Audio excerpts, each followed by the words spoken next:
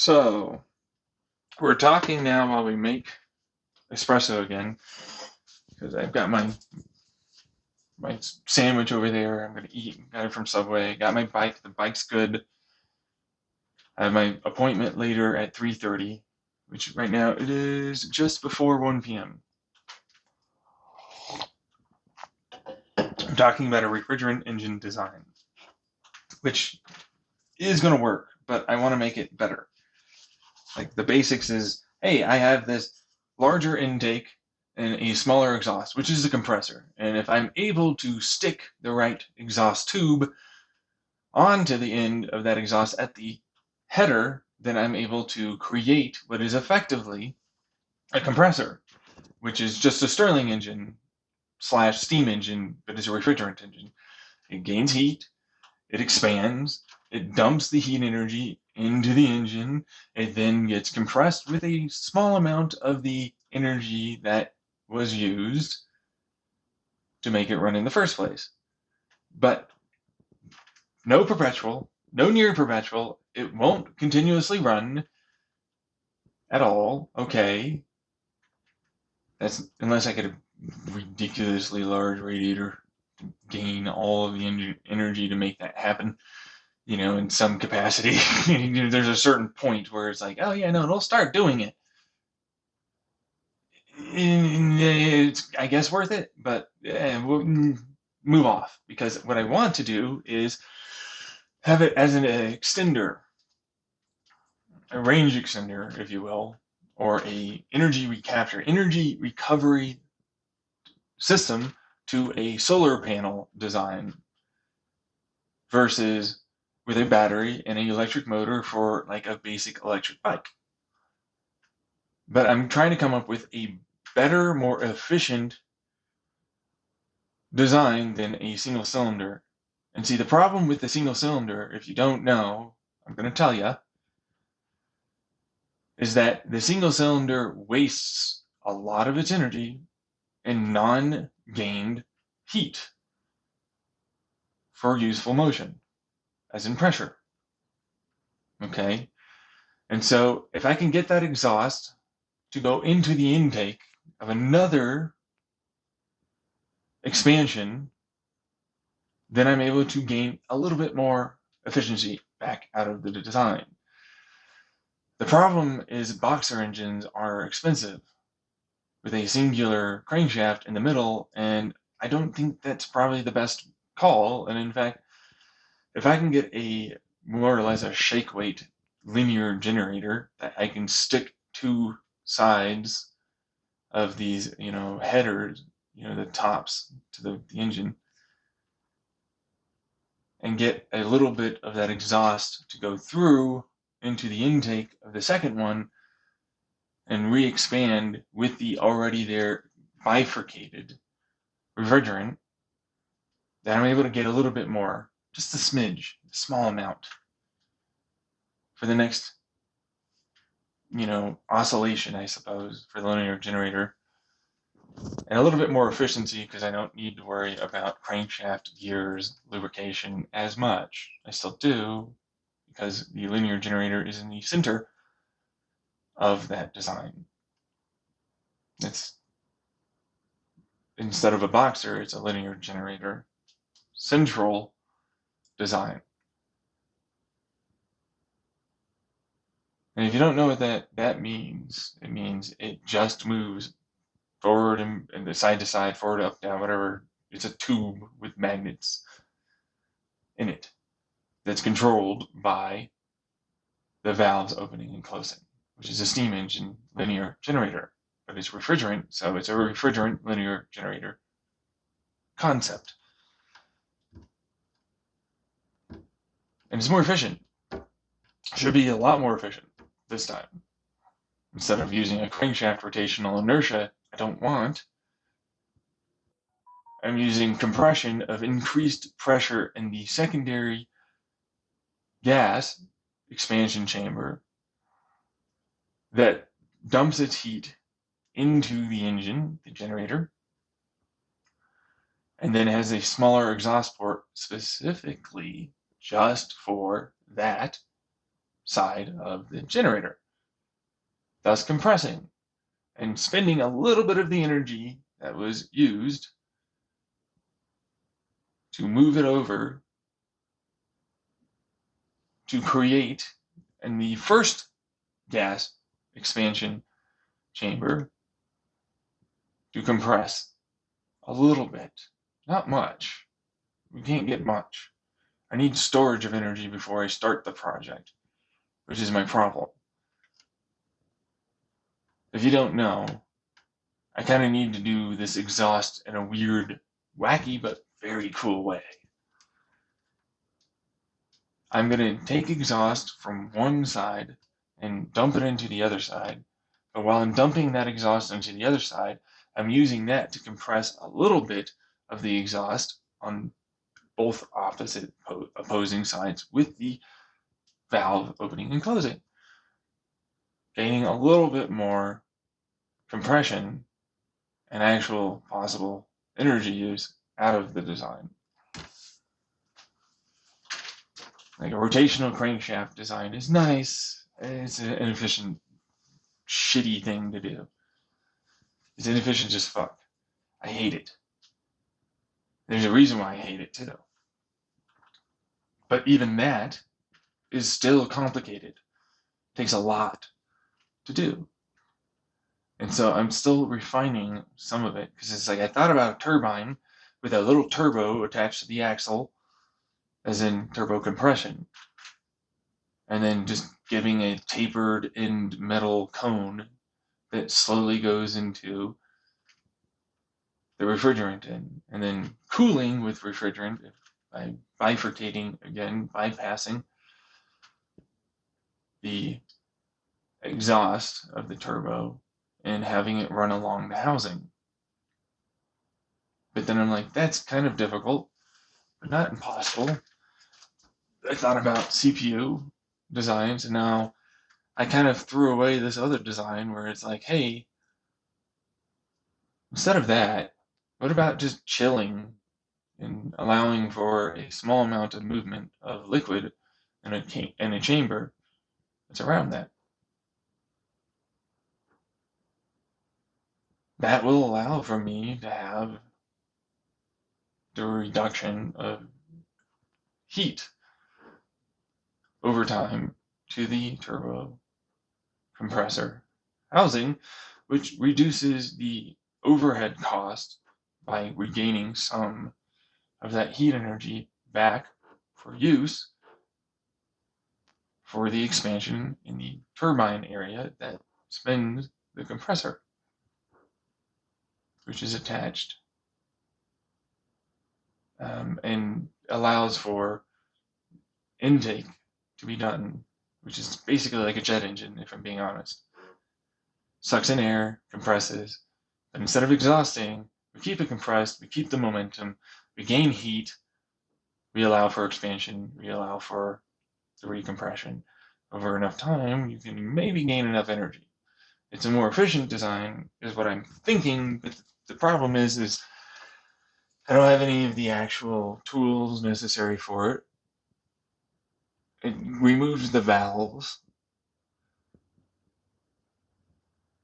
but I need to do a preheating cycle, which means I need to heat the refrigerant up and allow for turn of the axle in the turbine in the turbo as a startup with a battery, and then using the design. If you didn't know, the design is supposed to be an extender, which I just said, but how do you extend? It's a solar panel with thermal epoxied radiator for the refrigerant behind it, underneath it. That way it cools it. I put some mirrors on the sides to gain a little bit more out of the solar panel. And then I have another radiator that I'm going to use. It's towards the front of a bike. Instead of a idea of a car, it's a bicycle or just a regular ass generator prototype. But the the concept's supposed to go onto a bike eventually. This is what I first started with it, like a regular bike for e-bikes by extending it via like some clever little trickery, more or less. It's like, hey, I've got a solar panel. It's okay. It's efficient, but it's not that efficient. I can make it more efficient, and I can also gain a little bit of heat from the air and the compression of the refrigerant, and which is recovering from the compression, and then the solar panel making it more efficient, allowing for a turbine to spin. There should be a little bit of overhead after a certain point of heat gained to allow for some energy generation and trickle charge together with the solar panel, making it hopefully more efficient and be able to extend the duration of the battery for the bike. But there is more weight, as always. So it's one of those things. So anyways, I'm trying to figure out a better, more efficient engine design. The oscillation engine design is but I want to do something with valves so I can get my free valve setup up and running, which is the barest minute, because I don't have to worry about the amount of compression that regular engines do. I don't have to worry about the type of timings that someone else will want to have. I just need a crankshaft sensor, and I need a bare minimum of RPM, from that to be able to allow for open during intake, closed on the intake, and open the exhaust on the upstroke, the compression stroke. It's not efficient though. It's decent though, and I think I should go with that because that's a start. I think that's the better start. And that's what I probably want to do if I'm going to do this. And I want to do this. I actually want to do all of those things. And it's decently enough efficient because all I have to do is attach an alternator onto the crankshaft, and now I have, or a DC generator. I wonder why. Because an alternator is cheap in a junkyard. It's fucking phenomenally easy to just shove that onto it. Not to mention, the smaller ratio to a larger gear ratio actually improves that incredibly weak engine's performance for the alternator's energy production, which can always be later down the road upgraded with a small rod attached to it to allow for a smaller gear ratio that matches the amount of expected extra power that I can try and gain. It's all about the amount of heat that you can pick up from the atmosphere. And again, mirrors are still very much in play for the radiator in the front, not just for the solar panels, because I want that heat. So it bifurcates into a relatively sealed enough. All I have to do is stick it up to the top, put a little lid over it, put an O-ring in the lid,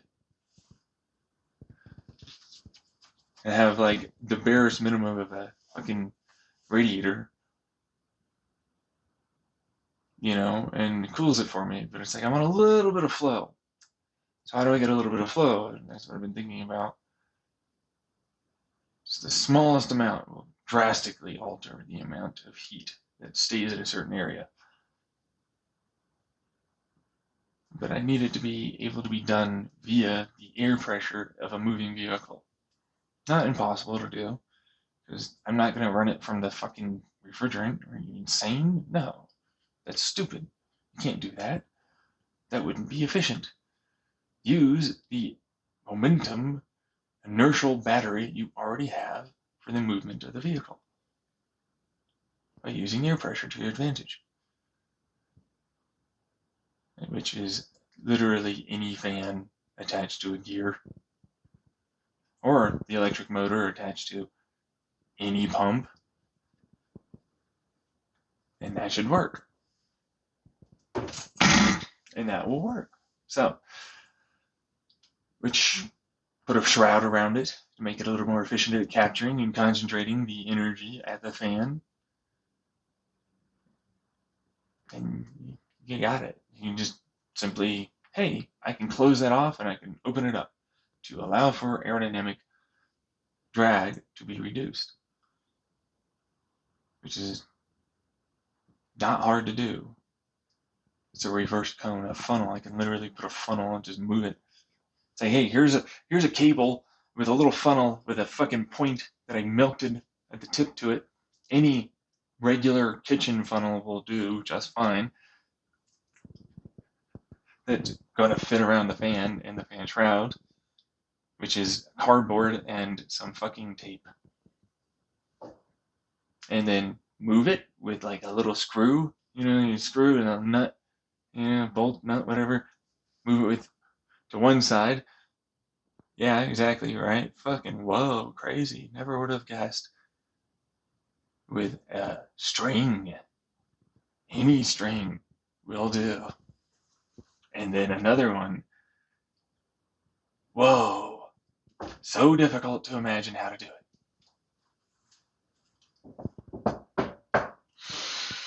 But it's not. I just feel like people don't think about it. That's why I get so schmarmy. They're like, yeah, it can't be done. How would you move this? How would you do that? How would you do that? It's like, good point. Yeah, I don't know. Basic fucking anything. I can fucking move it with my hand. What are you on about? Jesus, shit.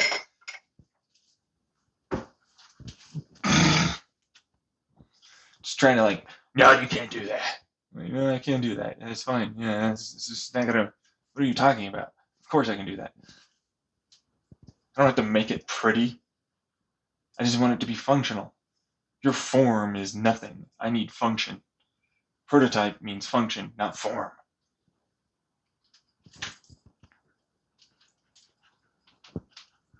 Now, getting into the specific amount of energy. So, it bifurcates, goes off into the main line, straight into the intake of the turbine, which gives us the spin, the energy that we're looking for. But it's actually longer. It's not the rear end of a turbo. It's a actual turbine, not a turbine from a turbo. A actual fucking generator turbine. Stop trying to use the idea as a turbine from the back and rear of a fucking turbo. That's stupid. Don't do that.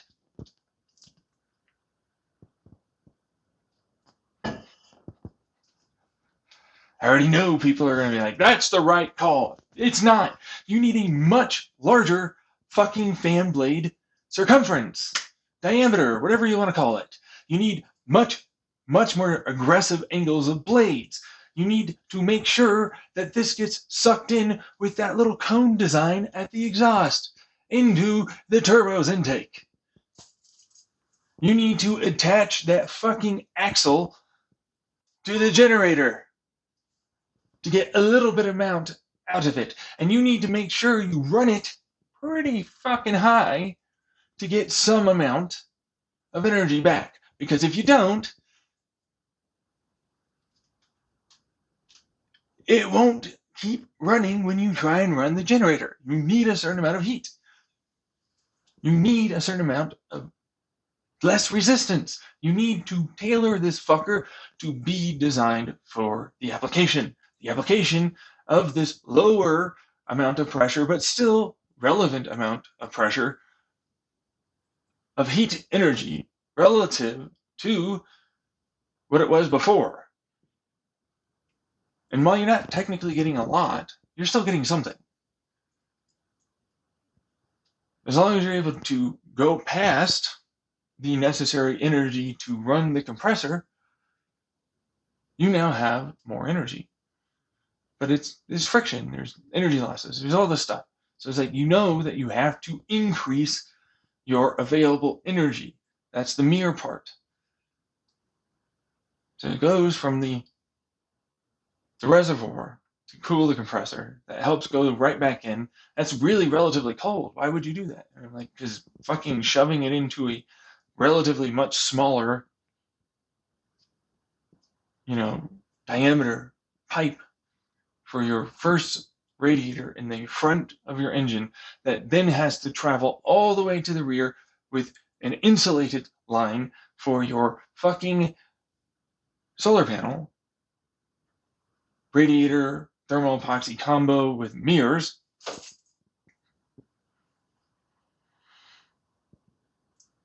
It takes a lot more energy to do that. It's like just more pump pressure you need, more energy that is required, and it's not necessary.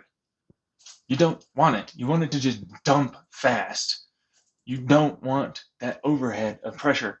That overhead of pressure doesn't help. You want it to run fast through that, because it doesn't matter how much you think you're getting out of that fucking small reservoir. It's not much energy. So it doesn't matter. You're just maintaining coolant amounts for the compressor. That's all you're doing. You're just maintaining a capture of the energy. That's all you want to do. You don't want to capture everything. You don't want it to grow, because that increases overhead pressure you have to work against, which incredibly reduces efficiency. Head pressure is a killer of pump designs, and this is a pump design. It's a heat pump design. You have to remember.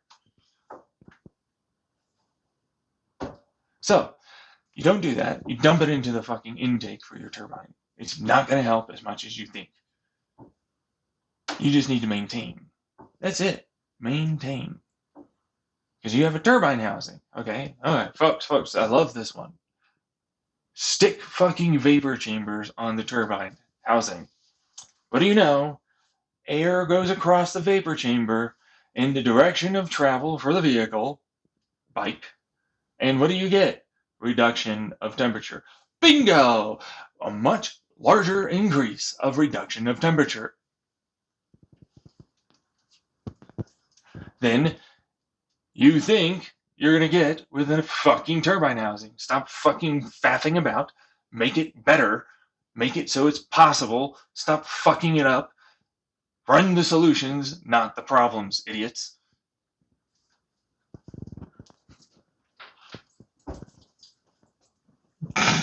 And I mean that. I hate them. I'm like, you can't see how this works? How come you can't see how it works? You're just shitting on my design that definitely can work. You're just an idiot that can't fucking find solutions.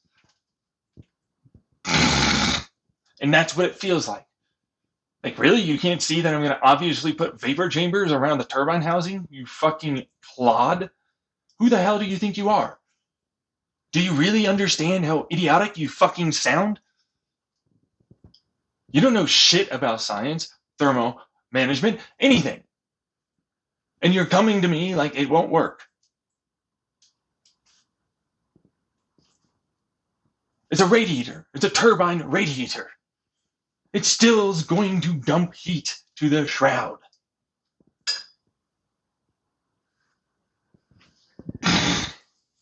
Anyone that doesn't understand that, it's okay.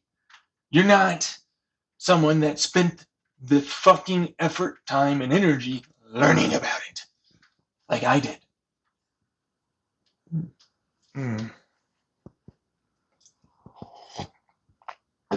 But that's a turbine style, honestly. The reason why I want that is because it flows a lot faster and it gains more and more head pressure as it goes. And so there's a point where it's easier to just turn the generator, So like that's an easier design, truthfully. This is all. That's all that is.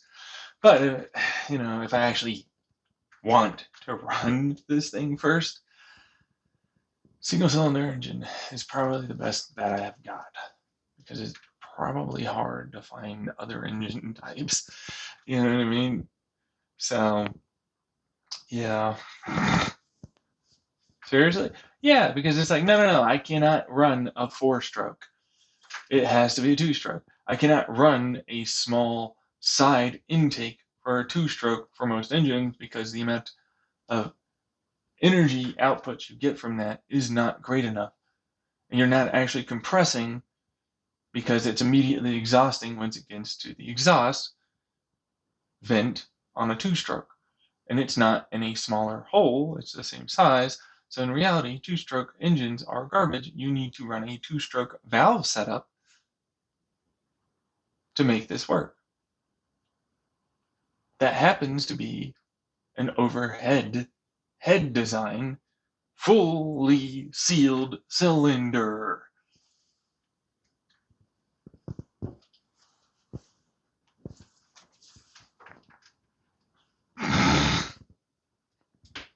Which means free valve, which means solenoids, which isn't too hard to do at all. I just program it with a crankshaft sensor and say, hey, so this is intake stroke, this is exhaust stroke. Say, when this is open, you're closed. When you're closed, which at bottom dead center, which it now knows, hey, you close, you open. Boom, done, easy. And because I don't have to deal with the pressures that you have to deal with on a regular engine, because this is a fucking refrigerant engine, I don't need to worry about solenoids being unable to handle the spring pressure because I can drop spring pressure. Which runs far more efficiently off of electricity than a crankshaft. Because it's more efficient energy transfer over a copper wire. Not to mention, I have energy overhead from a solar panel. Yeah, I only need a small amount. Well, yeah, pretty much. And I'm like, yeah, pretty much. Oh.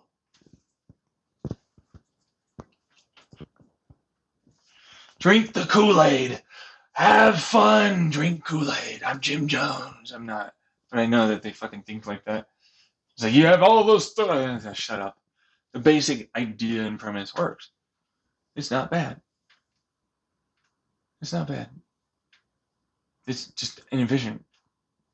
And you're chasing a refrigerant engine design. You want efficiency because every little amount counts.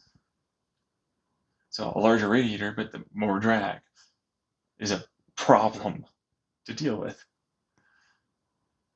The more heat means stress as heating and cooling continuously occurs with an engine, which I don't care. I want the prototype done. That's all I give a shit about, truthfully.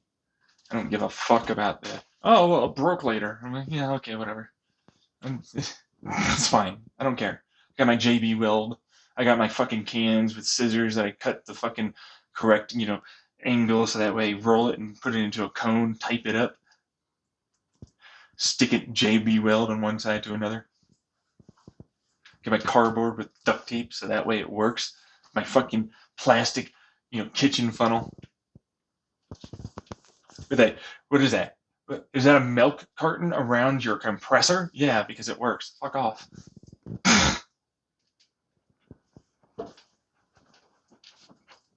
You know how hard it is to fucking learn how to do copper soldering when you don't have the money for that? Fuck off. I'm not doing that. Not to mention, it's like, how's it? It says I figure, oh my god, I have no money for any of this. Fuck.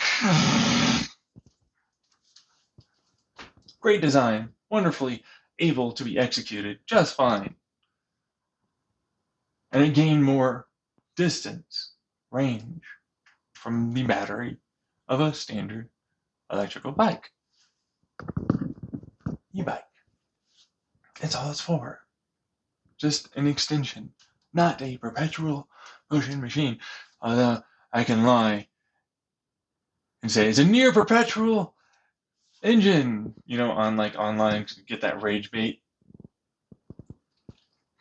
That's what my idea is. It's like, I want to rage bait the shit out of that community. Not to mention all the people that are like, well, it's near, so it's not perpetual. And it's like, actually, technically, it's a little like that. Depending on the heat value of the given area and some wind, the sun's able to run itself. because it builds up pressure and then gets going, which is all Stirling engines are. It's just a refrigerant Stirling engine. And I was like, ding, refrigerant Stirling engine. Why don't I just get a Stirling engine instead of a fucking and keep it compressed, keep it warm, build up heat on one side, keep it cool with vapor chambers on the other. I don't need to deal with the valve setup. I don't need to deal with compression. I just need to deal with a basic ass bitch pump. Basic ass bitch pump. Big ass bitch punch.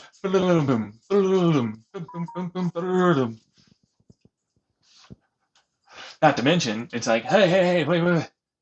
What is this thing? Is that what I think it is? Let me see that bitch. Is that a radiative cooler? They have that? I can absolutely use that. That'll cool the one side down more. Because it just radiatively cools and it can run off the same pump. Just that it's separate line of fluid that keeps it colder than the heated side. Oh my god!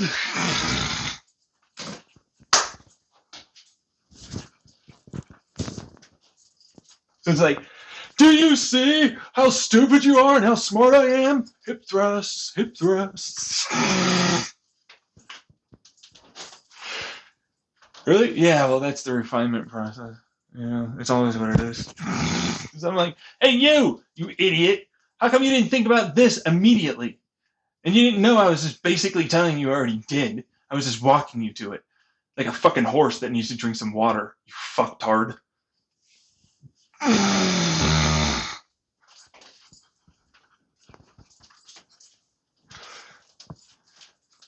The fuck are you, anyways? Thinking you're fucking something.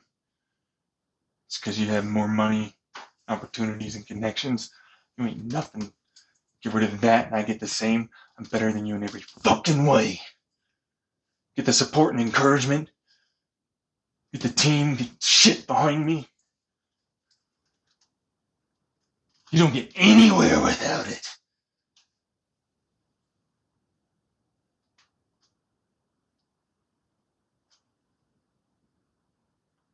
But I will.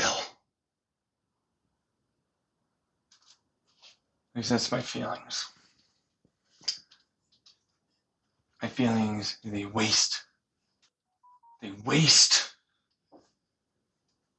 good shit that should be good for people like myself gets wasted on things like that.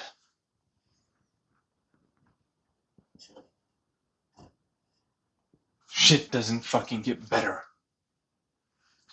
It's stuck in the same bullshit miasma crap with their bias and garbage constantly happening. Their insecurities and more. And I want to be the better one. I want to be the specialer one. I'm fucking tired of it. Am I better than you? In some things, yeah, because I put in effort and work and you never did. You can just buy someone that fucking make it for you.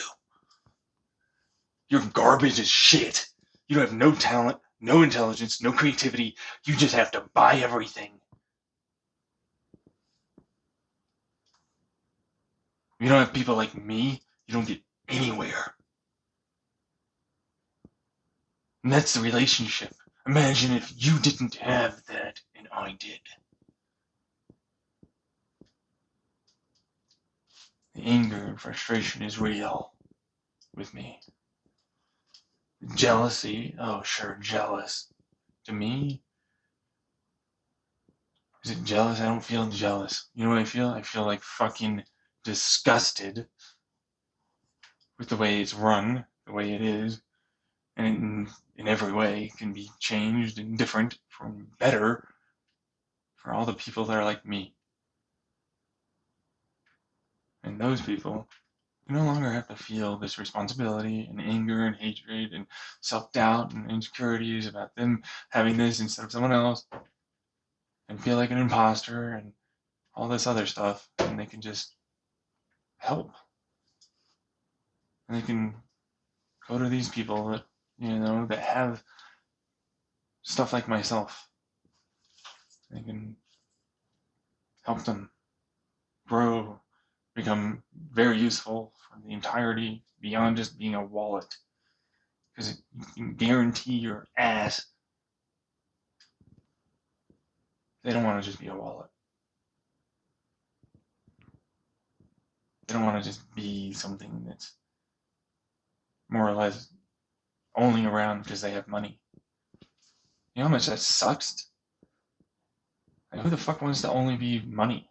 That's all anyone ever sees in you. Money. It's garbage. I have all these other things. Nobody ever fucking, they hide their shit and all this other stuff. I don't want to fucking do anything that makes it so that way you can grow with them. Because you're in a cool kids club and I'm excluded. And I'm like, nah, I ain't doing that here. That's not how I would run things. That's not how I'm going to do that. If you have money, you want to fucking invest? Absolutely. You got the opportunity, you got the connections? Hell yeah, I'm going to explain this shit. I'm going to help you learn. I'm going to fucking make sure, hey, you might not know this, or maybe you can teach me about something I don't know. And then, boom, I now suddenly have a better thing to do. Better manufacturing, better this, better that, whatever the fuck it is. And now we've got a team that's collaborating. And in no way having this hierarchy and separation and icky shit of discrimination. Instead, it's like, dude, shut the fuck up. You're all the same. Fucking idiots. Me, you, him, them, I don't give a shit. You're all the same. Some of you have more talent. Some of you have more knowledge. Some of you have more money. Some of you have the connections. We gotta work together and make it happen. Instead of some other bullshit.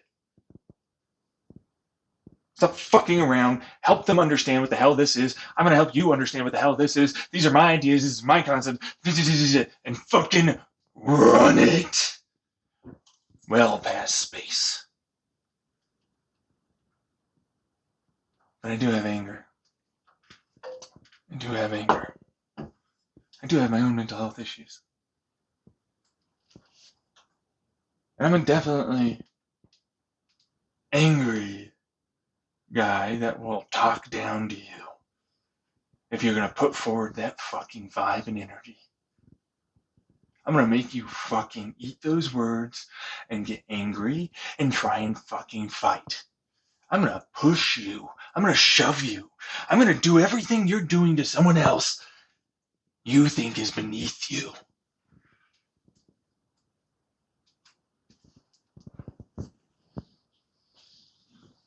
I'm going to make you realize the mistake of your fucking ego. I'm going to make you realize what those barriers to just fucking getting along are. I'm going to train you to fucking finally stop fighting like an idiot and stop coming up with, oh, these won't work because of this, and go, this might be able to fucking make it work. How about that? Instead of what you're doing now.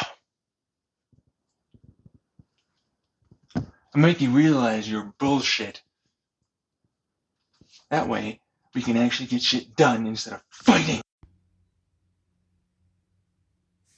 I hate them. No idea. Really? No, it's a little iffy on that one. Hatred is like such a visceral reaction. I don't know what this anger. It's not anger. What this emotion. It's like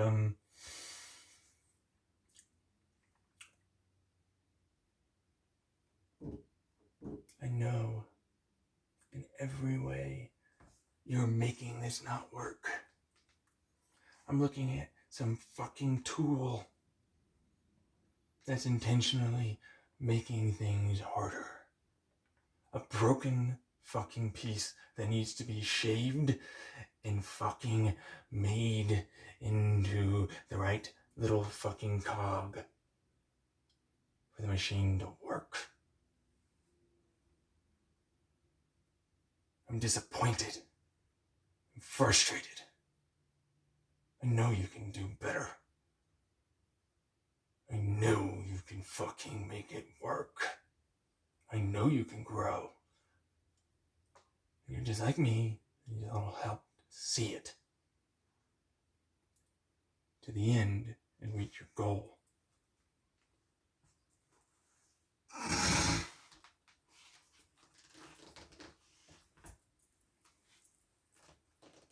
That's what that is. I don't know what that is, but that's what that is. That's the feeling. That's what comes out. That's the emotion.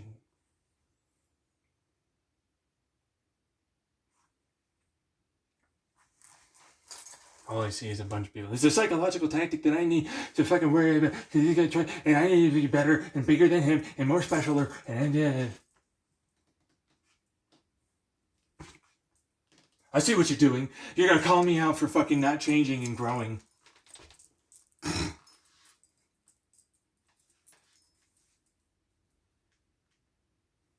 I see what this is. I'm better than. And I'm like, there's the defensiveness. The others understood. They dropped their ego. We're equals, partners in this. They didn't come up with this idea that someone's trying to be better. They just came up with the idea that someone sees something they're talented at and know they can make something better as a result of the knowledge and information they have. And tools they can use to do it. You got conceited. You got paranoid.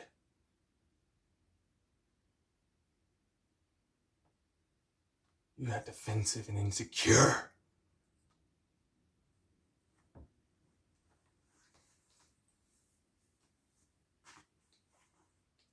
I didn't.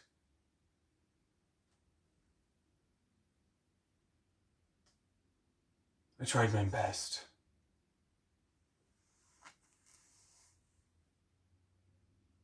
To change, grow, understand, accept,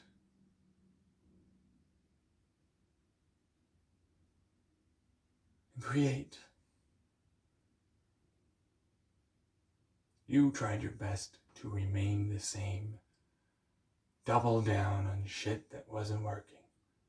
Also, you can fucking go with that addictive shit behavior you enjoy.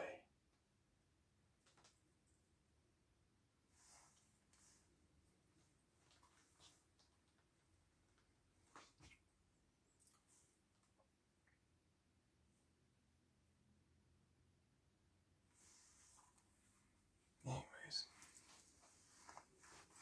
tired. Single cylinder is probably what it should be.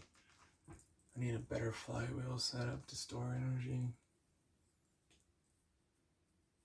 Basic compressor on any, and then switching out the lines on an AC unit would be the better bet, because they usually have piston engine compressors. I just need to change out the head and figure out an engine.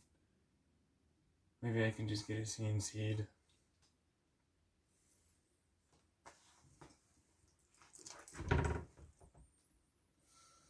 That'd be better in every way. Because then it's like I've got the package, I've got the engine. And then it's like, how do you charge the battery? And it's like, well, I already got a wall wart. You know, the basics, right? You plug in as the whole charger fucking controller. You just have to solder it in to the right areas to make sure the DC from the or I can just convert it with an AC to DC converter. But then it's like I have a DC, so I need a circuit that matches the two, combines it. And so AC to DC, and then that DC and DC, I forget what the hell that is, but it's a basic circuit that combines both of the fucking signals into one signal. And hopefully I can match with a proper capacitor bank to charge up and maintain the correct voltage and all that to be able to run the it'd be DC and DC, so it'd be DC to AC. You're right, yeah. Instead of AC to DC, it'd be DC to AC, like you said. Thank you. and then I would have to be able to change it over into the necessary signal, 120 hertz amplitude and volts, 120 volts, but then it's stepping down, and so it's like I need to change the inside of the rectangular box to be like, don't step that down, it's never going to hit that amount, we don't want that. And then it's like, yeah, do I really want to keep fucking around with that? Why don't I just buy like a basic ass bitch design for off of the online world, because they can create PCBs and all the rest of that. It's like a couple tens, maybe $100 or something dollars. Relatively expensive, but it's cheaper than trying to fucking buy all the individual parts and soldering it, because it's kind of difficult to fucking put all of that somewhere in here. Space is expensive. I don't have it. And then that's all, while sure, a great investment for the future, it's better to just get this fucking prototype done than fucking worry about future designs. Shove in the expected amount below a certain amount of DC. It's like instead it's just gonna probably run a resistance coil inside the intake side of the single cylinder engine, because that's easier to do. But it's like it doesn't have a coolant fan array, does it? I have to buy one that does.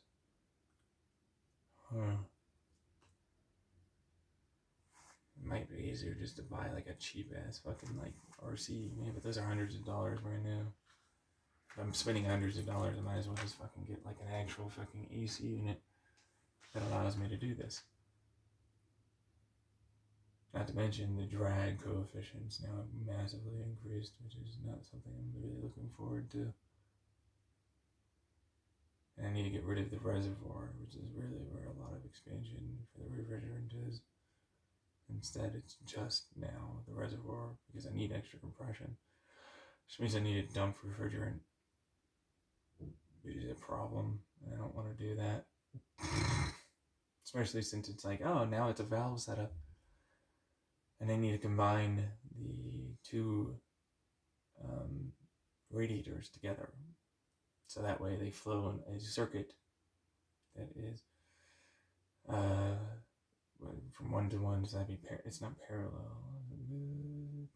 I don't fucking care. Point is, it's one to another, in a loop, in a series. Thank you, series. That's what the word was. Series. That's the word. Series. So then we got, like, let's see here. Series. I need the compressor. The compressor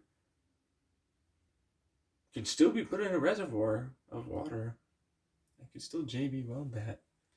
You can still shove that fucker into a reservoir, this stupid little engine, instead of trying to grind with an angle grinder or some shit. Shove a fucking milk carton around it. All I need now is like the circuit board and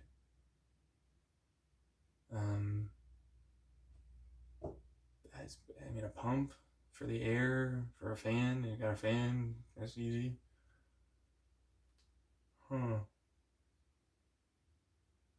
Right. And then the CNC, really small, by the way, heads. I have to get custom made, most likely. Get valves for a specific single cylinder. I might be able to just use a 4-stroke overhead cam cylinder that's around the same size, but I doubt that. Especially since I don't have tools to like drill into the damn thing and tap it. Well, my mom does over in her garage. Might be able to. It's not gonna be pretty, but it'll work. If it works, it works. Like gaskets and everything else. It's like works, it works. Milk curtain, ahoy. You know what I mean? JB Weld, ahoy. That's all I need, man. Drastically reduce the amount of overhead cost on this just by doing that. Need thermal epoxy. Soldering equipment might not be a bad idea though for the future. Sweating Copper, yeah. It's not such a bad idea. No. I need a place to put the refrigerant. So probably just an old refrigerantless AC will do, and then putting enough of the components together. I wonder if I can. I've got a hacksaw in one of my tool things. I can probably hacksaw the fins, because I don't want the heatsink fins on one of the radiators for an AC refrigerant. I want that to stick to the back of a solar panel. So my mom happens to have somewhere. I'm just not sure where. She might have thrown it away. I actually don't know. But the point is, it's like she's never using it, so like I can probably use that. You know, and battery is the battery. It's already got a controller for the electric motor. I can stick the engine underneath with the right clamps. Sure, like a universal clamp set would probably work, you know, for the bar or whatever, bolts, everything.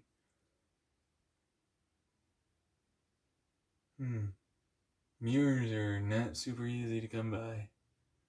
But you know what is? Fucking aluminum foil and some cardboard. Works out. It's less weight. So if it works, it works. A few layers, or even one layer on some cardboard, some double-sided tape will work just fine. It's less weight. Same thing for the front of the radiator, which now I'm kind of debating whether or not that's what I want to do. Zip ties would be fine instead of clamps on that one. I'm sure I could probably find some zip ties or buy some cheap ass zip ties. Okay. And then I just need to angle it.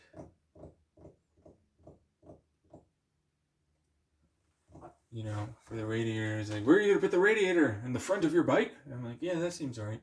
That seems okay. Yeah, and then like the front yoke part seems fine. Mount it there. Put some zip ties to the radiator. It should work out.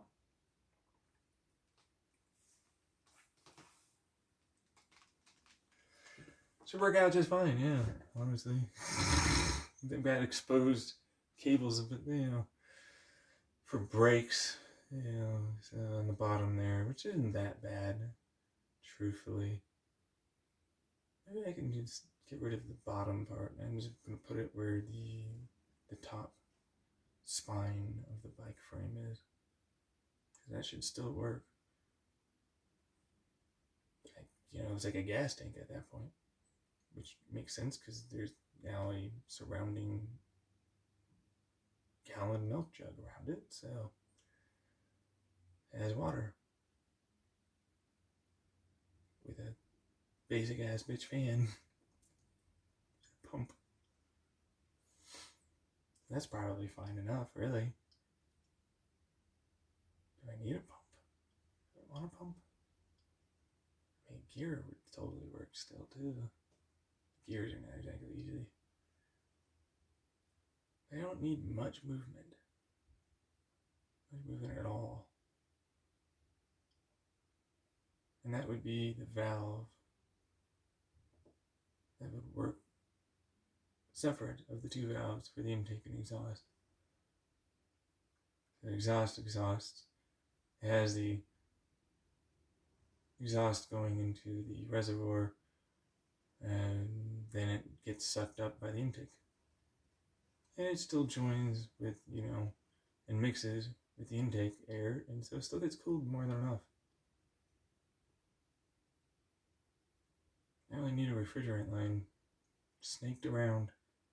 Small ass motherfucker. Wouldn't even need to be much. Like a square design would work, but pins aren't very good at being squares. Tubes, that is. So it's probably not that hard to just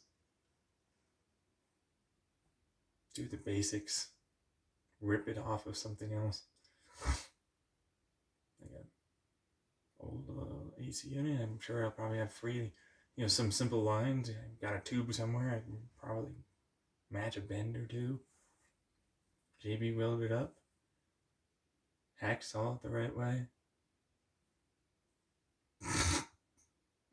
Duct tape the shit out of it. Should work out. I think that's what I'm going to go with. That would work. That would 100% work.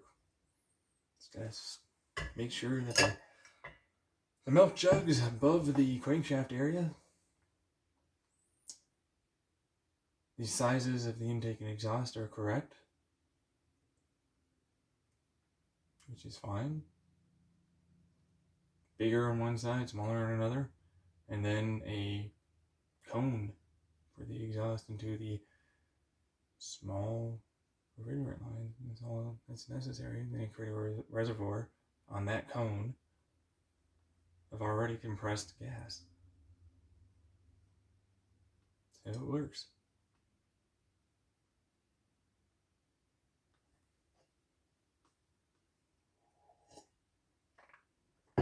And then what? Then it's done. More or less. Because then all I need to do is put the alternator on.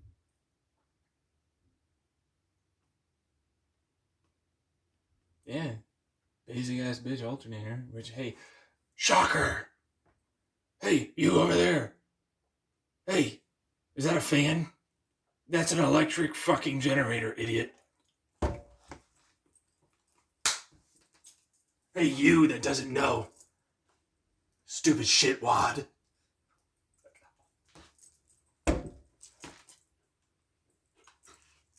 That's a generator. That's fine. That'll work just fine. Especially since I don't want much. You know what I mean? But it's like, hey, I actually need a little bit more generation. DC motors. DC electric generator motors aren't that expensive. It's really about the gearing ratios at that point. And then crankshaft is this size. I put a bigger, smaller, whatever. Stick it to a DC generator. That shouldn't be too much trouble, if I'm being honest. Or a 1-to-1, see if it'll work after enough heat soak. But it should run. It's going to match the expected amount of energy.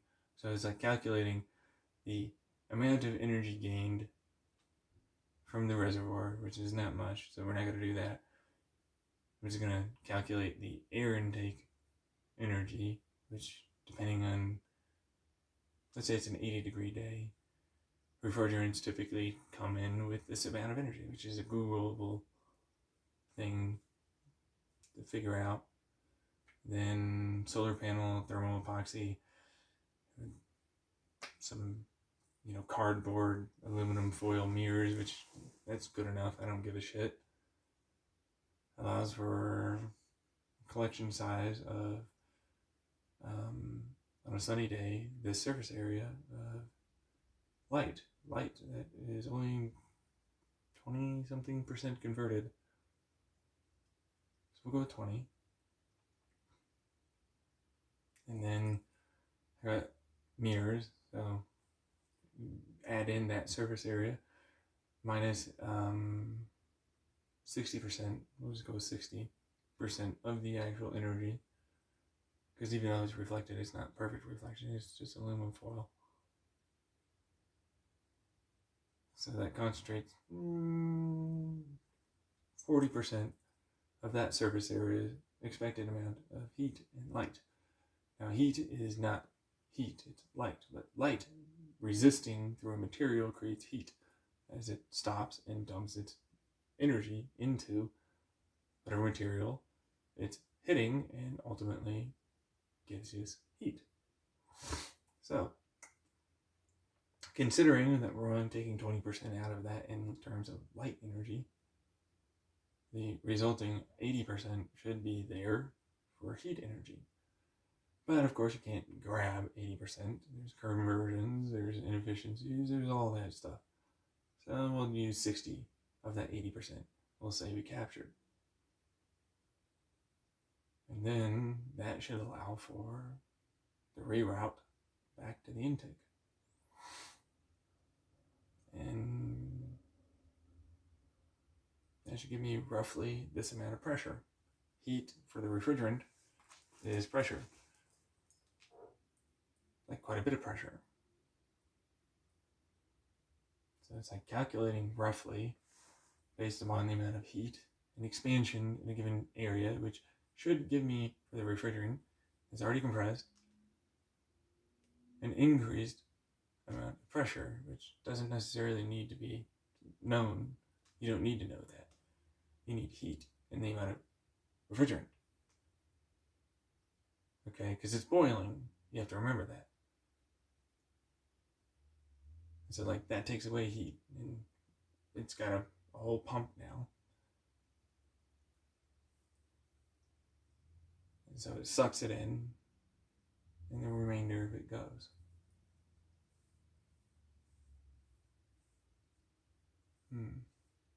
It loses energy along the way.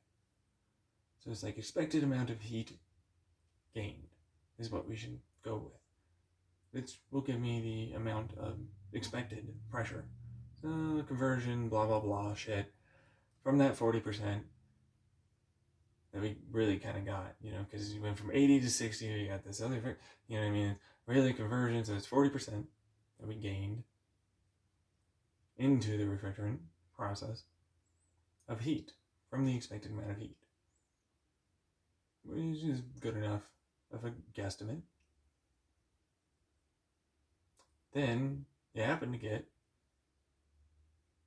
this amount of expansion, this amount of pressure for sure of a refrigerant under that amount of heat load, which should give me roughly this amount of joules of energy. But that amount of joules of energy is not expected pressure. You have to remember, from a nozzle that is your valve, you have a given area of volume that is the radiator tubes, an intake for your valve setup. As it starts to open, it has a smaller diameter valve setup, which is higher pressure. But then it opens for longer and taller, which gives us an increased amount of flow, but not an increased amount of pressure. But it's moving down, and that pressure is exerting force. So it has the ability to use the momentum. And so we're roughly calculating expansional properties of refrigerant. So this amount of heat is known to cause this rough amount of expansion in a given vacuum. But we're not going to use a vacuum. But technically speaking, we're kind of in a vacuum. Not a perfect vacuum. It's a little bit. So we're not going to go with perfect. We'll go whatever expected knowledge I can find of refrigerant expanding from a liquid under this heat load gives us for this amount of pressure. So that's not too hard to find out. Get a fucking PSI valve. Find the same fucking, or PSI, whatever the fuck, get a bottle that's close enough in terms of volume. And I mean that, in terms of volume of the amount of liters, or centimeter, or whatever the hell you want to use. It's close enough.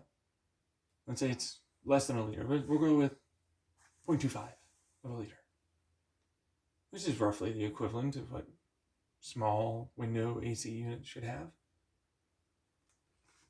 Heat up your refrigerant with a specific amount, which is the expected amount of time as in duration and the opening amount that you have to work with, which means this amount of refrigerant should go into that space. It's not hard to calculate because it's flow rate. and pressure in an expanding chamber. So, based upon the continually expanding chamber that happens to be in an always open intake, because we're not direct injecting, folks, because that's what you would use for direct injection, to just pour in a drop or two of this liquid refrigerant with this amount of heat under pressure, of course, that you expect to gain from the exhaust.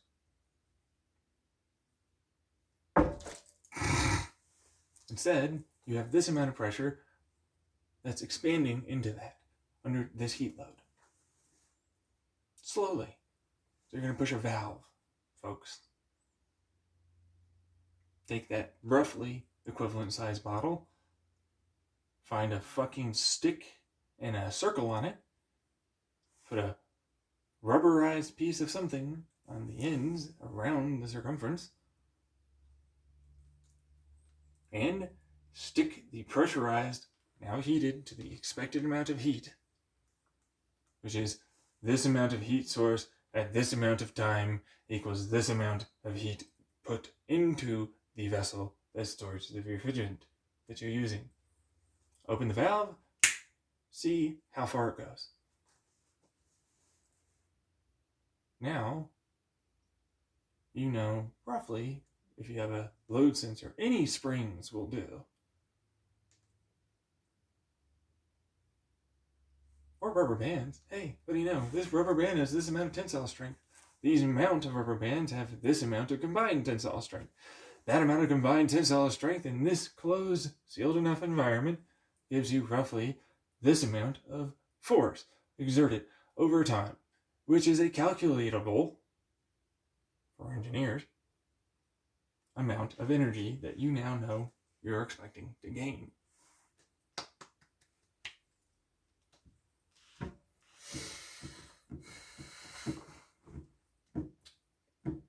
Which, a little bit of maths tells you this DC motor is probably the right motor. But hey, we have this circumference and this gearing ratio, which, if you do another math, should give you this amount of expected torque on that given crankshaft,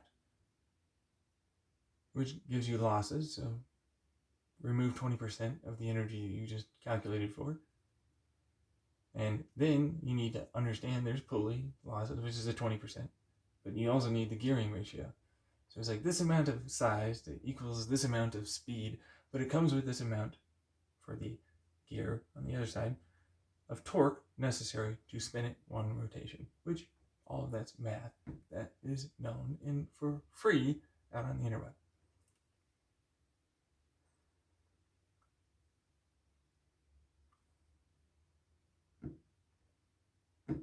As a result, I can now tailor that DC motor,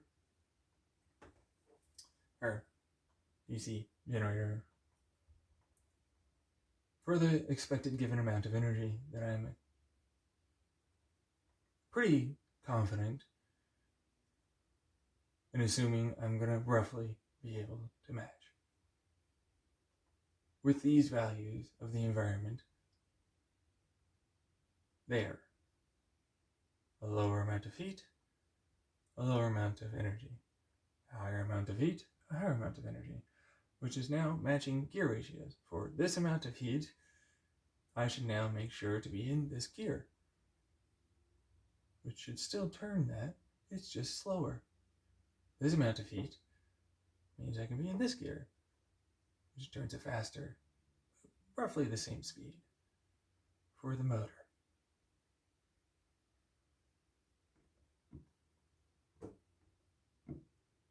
Which gives me everything I need to make this work. I have a full plan now.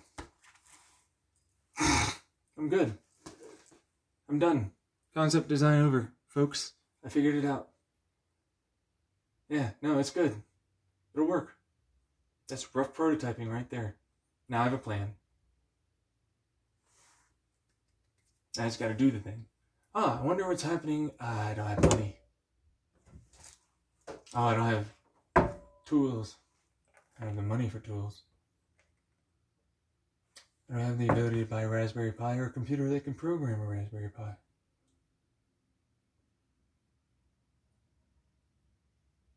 Even though I know I can do all that. Even though I'm fully aware I can do all of this. And this is a great project to have. Wonderful, in fact. For me to keep myself out of trouble and get myself focused on something. And get me off of the online hellscape triggerfest internet. And not have to deal with fakes and garbage everywhere I look. While I work continuously on myself.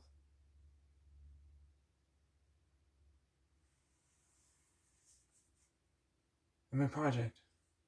Building for a brighter future for myself. Because I just learned programming. I just learned engineering. I just use mathematics. I just use concepts to design, build, and test and run something that I can absolutely show in front of someone for a career in the STEM field without the necessary degree.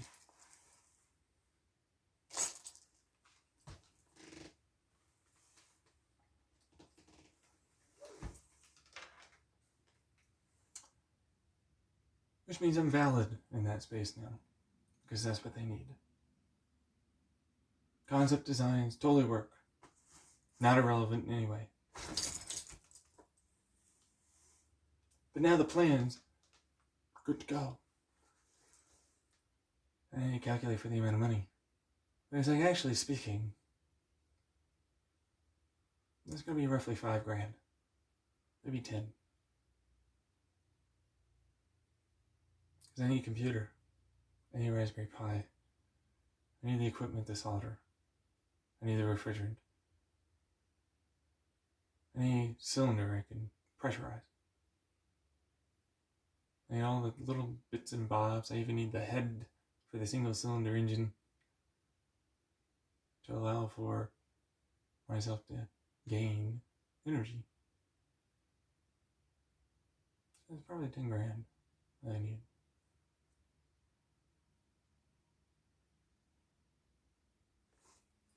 Also, I can have an e-bike range extender, and if it works, it's a great generator that happens to be relevant to solar farms for concentrating heat and energy at the given areas, because it doesn't need to move, so it can be optimized for its use, which is more heat wicking effects, concentration, compressors that are a little more useful and more efficient for the design. All good things. Not to mention I can use low-grade waste heat for geothermal.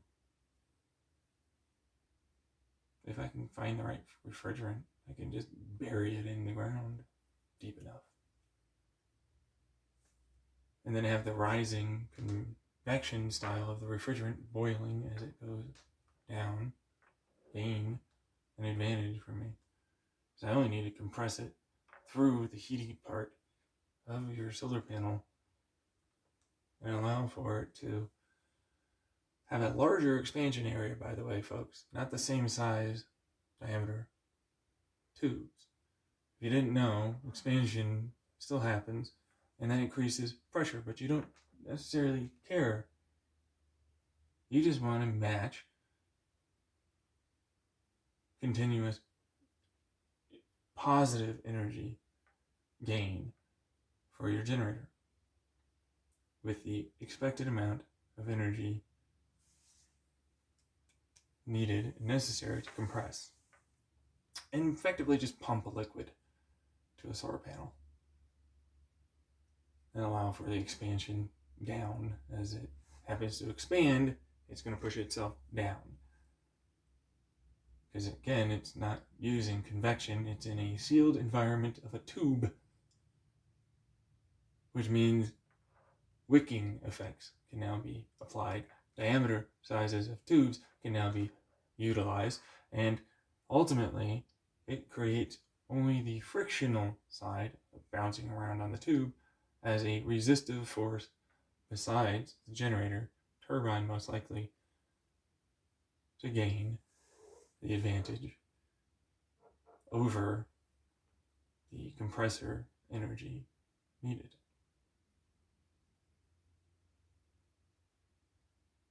It's not bad. It's okay. I talked about it on Reddit if you don't know. You know what they told me? It's terrible. It would never work. You're utter garbage. I'm going to argue constantly online about this. Granted, he was correct. Really? Yeah, no, he gave me some good, decent advice. Shitty at delivering it. Utter garbage. And then really just wanted me to not fucking say anything or even say anything online at all. But what I'll tell you is, he was right. I was using a conversion of one liquid into another liquid, instead of just running it straight as is, which I'm doing now, which improves efficiency dramatically to the point where it's actually worthwhile to do. It all depends on how you set it up. And of course, the refrigerant. Refrigerant's a big one. In fact, a dual stage refrigerant would most likely be the most, or a triple, beneficial refrigerant possible for this design, which is a refrigerant with a supercritical refrigerant inside of it, with a bubbled soda style refrigerant, or just straight up gas at that point. It's not even a compound to be used. The reason why, as the one initially gains energy, it pumps a liquid refrigerant still, as the supercritical expands first before the liquid refrigerant. Then the carried, now pressurized, soda gas goes down, absorbs even greater volumes of heat in the geothermal design of a radiator, and then expands as it heats to no longer be liquid and pressurizes itself to come back right up to gain the energy. Thus using what is, to my mind, I know other people would call it differently, but to me it's a multi-stage rocket. You get the process started off the fucking launch, you drop some shit, you fire the next stage, you go a little faster, you do it again, and you get further. Well, basically it's another thermodynamic design of a similar concept. The math works out to the same algebraic equations. It's the same math. It's like expected amount of heat energy. This is the amount of push necessary to gain momentum. Then, upon expansion, you have gained an increased amount of momentum. Then an ever-expanding increase of heat energy to allow for the convectional process to now occur.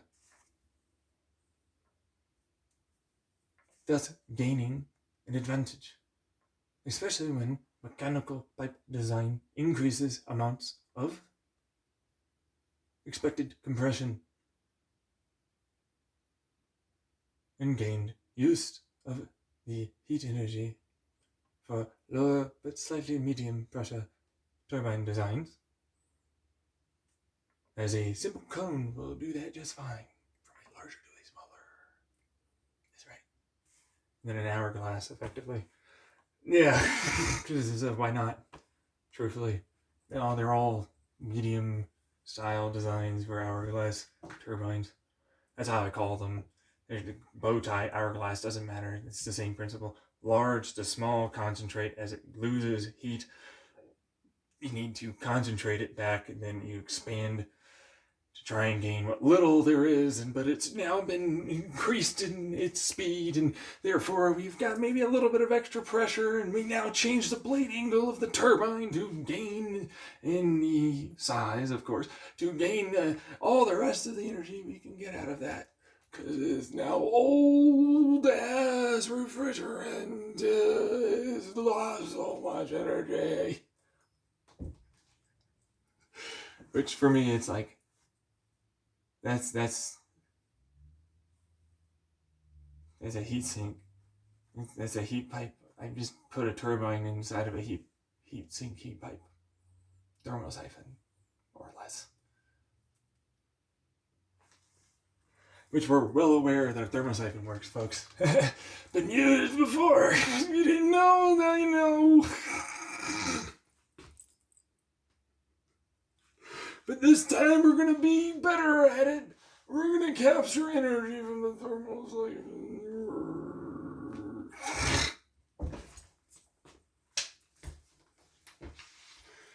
That's basically all that is, if I'm honest. What is the amount of energy I need to compress you?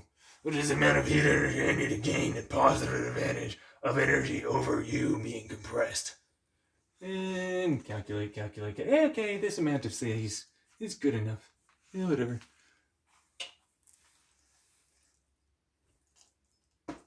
That's all that's necessary. Because it's just an engineering thing that's already been done before. Just putting the pieces correctly together to actually be worthwhile. Unlike what other people thought was feasible. It can't be done. There's no way to make it work. There's not enough. Scaling works better here. Your clear jealousy is obvious. Leave.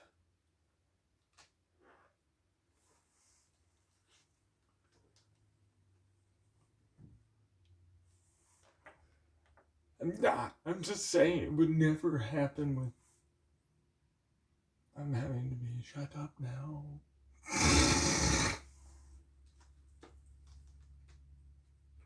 But I'm going to be really honest, folks. I don't want you to be worried. Diameter size of pipe, effective material to not be oxidized, and also still gain from the now pressurized environment, but also heated environment. So one must understand that as you dig a massive amount of earth, which takes a certain amount of energy, you now need to refill the earth around it. And you want that. You want to know why you want that? Because that helps create a pressure exerted on the material, thus making it thinner. Using that to your advantage to gain a faster heat transfer. Because you don't really have super small pipes anymore, and so the amount of pipes and the amount of distance and all the rest of it that you need to have to be able to gain the waste heat, but it's not super hot, but still, because it's not super deep and it's easier to just do this over other geothermal designs, means it's much more cost effective and it's more energy dense. As a result, making solar way more efficient and cost effective, faster, without having to wait for the investment to pay off for as long. A solar farm installation would be far better as an investment for clean renewable energy with this design attached, because it also helps cool it off and improves efficiency during hotter days. You just need the right size turbine. That's literally all that is. And a slight radiator, if I'm being honest. Really? Yeah, it's a bypass radiator. What? Yeah, as the exhaust from the turbine, it could still be so hot because the expected heat of the day, then now we're no longer doing anything than heating up the solar panel, which would actually be a benefit during colder months. Because then, snow melts. So that's a good thing. But we're going to move off of that because we have a bypass radiator here in the concept design that I have that allows for it to vent the remainder of any heat energy that it needs to, which is necessary to allow for the solar panel to still be cooled. The problem is it's a reservoir. That's right, you folks got it. Reservoir. You thought I was going to get rid of the reservoir? That's a storage. That's an energy storage device. That heat gets freaking hot enough, I can use that to dump it right back into my good old turbine. I want that. No, I'm actually just doing my elbow arm thrusty thing. Anyways, point is, the design needs that because that's more efficient. If you don't do that, then you don't get anywhere. It's less efficient outright all across the board. That's a heat saving energy recovery system. Insulated box of some fluid, sand, anything. It doesn't really matter, truthfully. Just needs to be cold enough and with multiple chambers that can move efficiently or store efficiently, with the insulation being adequate to allow for it to burn it off, quotation marks, into the turbine at a later time.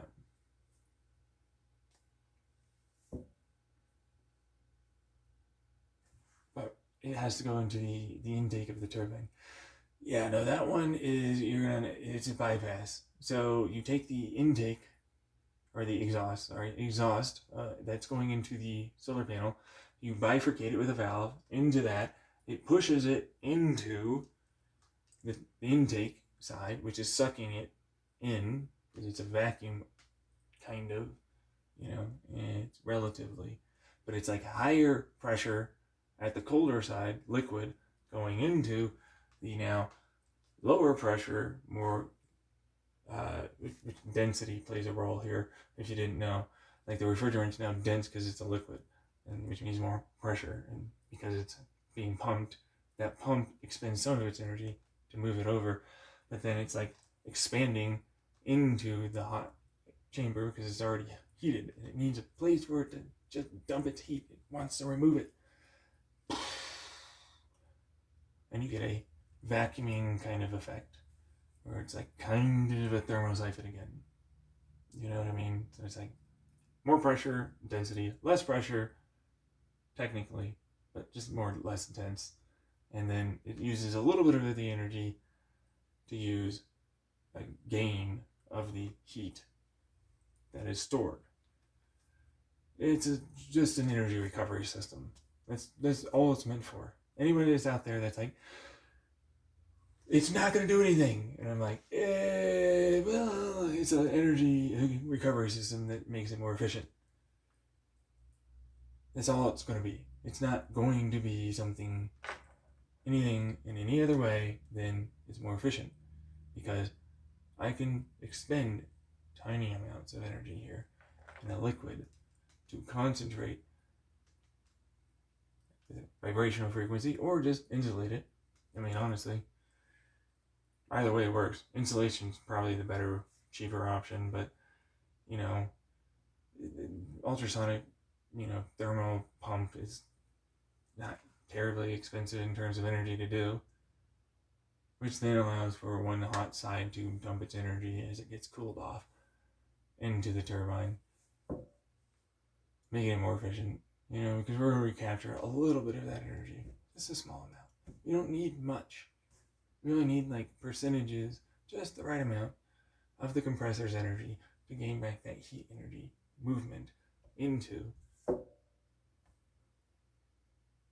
the intake of the turbine. I'm not sure which one would be better. If you don't know, in terms of ultrasonic or insulation, a combo of the both would literally be ultimate. You know, kind of like, score, we got the fucking best part. This is super insulated hot side, and we're just able to run it through that. And then we get our basic, like, you know, exhaust heat that's just like, you know, air temperature. And then it goes over into whatever the fuck that the solar panel is. Yeah, that's neat. It's got really cool designs. I know it is. Yeah, I just like this because it's, you know, more moving parts. Makes a wow factor happen. You know. Unless I worked really hard on that one. Solar panels are annoying. I have a solar panel concept, if you must know. Really? Yeah, it's going to be a supercharger style solar panel concept. What is it? What? Yeah, well, you know. So a electromagnetic field can decrease the amount of gap energy that is necessary to allow for a photon to create an electron. Well, specific setups of them in very good material, layered correctly, does it. Which is a supercharger. I'll use a little bit of the energy to maximize the amount of gained energy because it's easier for the photons to now increase their production. That way I don't have to worry about that stupid law. I can just force it, expending a small amount of energy to gain an increase. A supercharger. Or turbo. It depends. Because technically it's exhaust. Because if I do it right, and I use heat energy to create a piezoelectric system that allows for the cooling side of my new refrigerant system to gain a movement, because it's piezoelectric, mechanical stress, like a Stirling, if you didn't know. Vacuum here, pressure there, heat there, cold there, heat sponge there.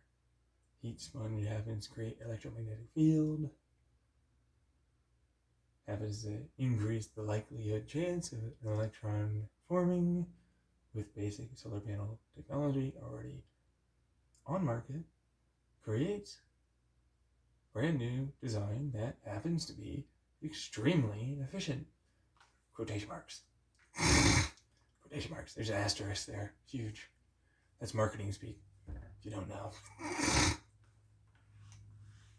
It's more efficient. It's like that graphite block thermophotovoltaic 40%. I'm like, yeah, it's more efficient. Do you know what you're doing to make that there?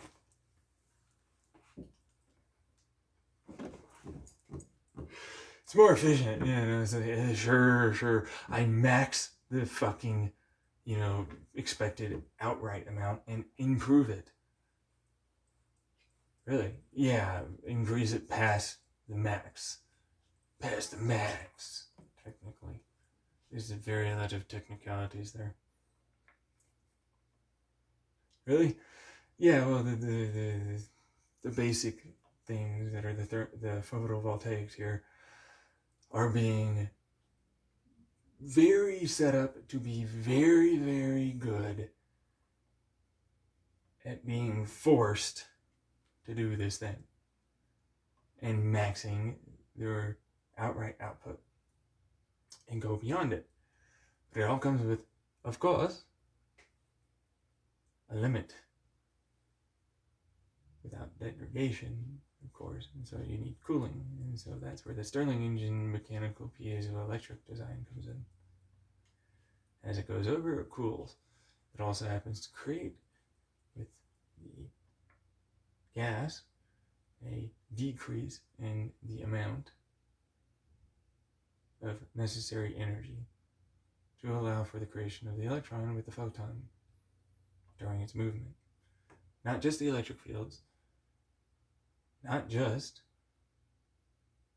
using that to create electromagnetic fields via the Stirling engine, the gas itself helps it.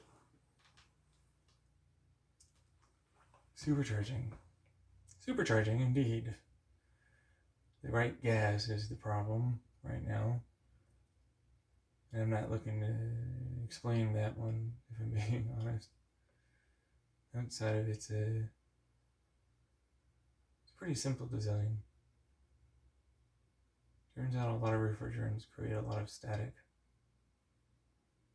Or IR expression during phase change. Or other gases that we have around us on a day-to-day basis, so long as there is a negative. A refrigerant happens to have a ground, a real strong ground.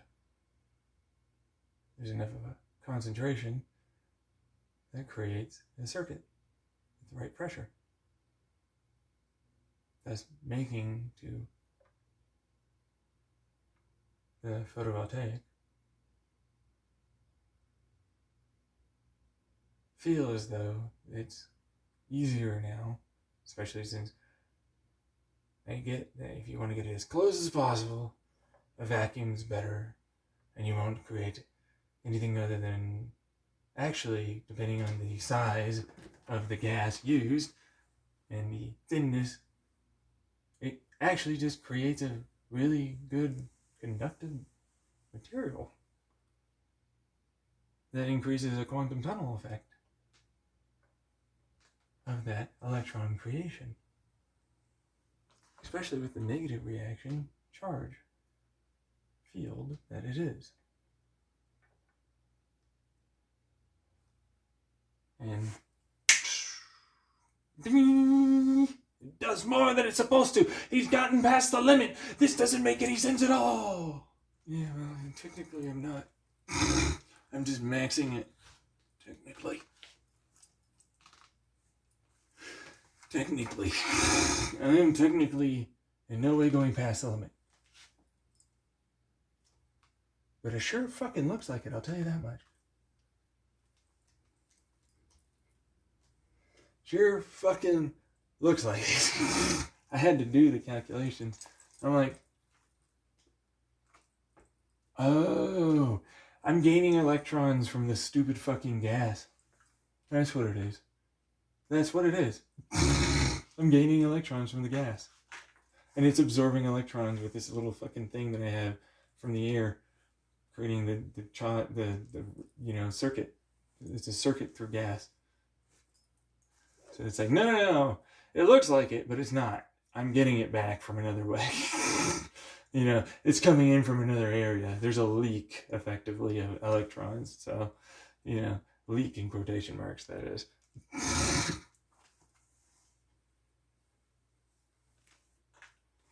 Which is like, how did you know that? You don't seem like a person that would... Genius fucking IQ guy, right? I forget. He just sees things in his head. He just knows. And it's like, actually, that's actually a thing I do. I'm not trying to lie or anything, but that is a thing I do. Which is kind of rough. Because people get real jealous and angry.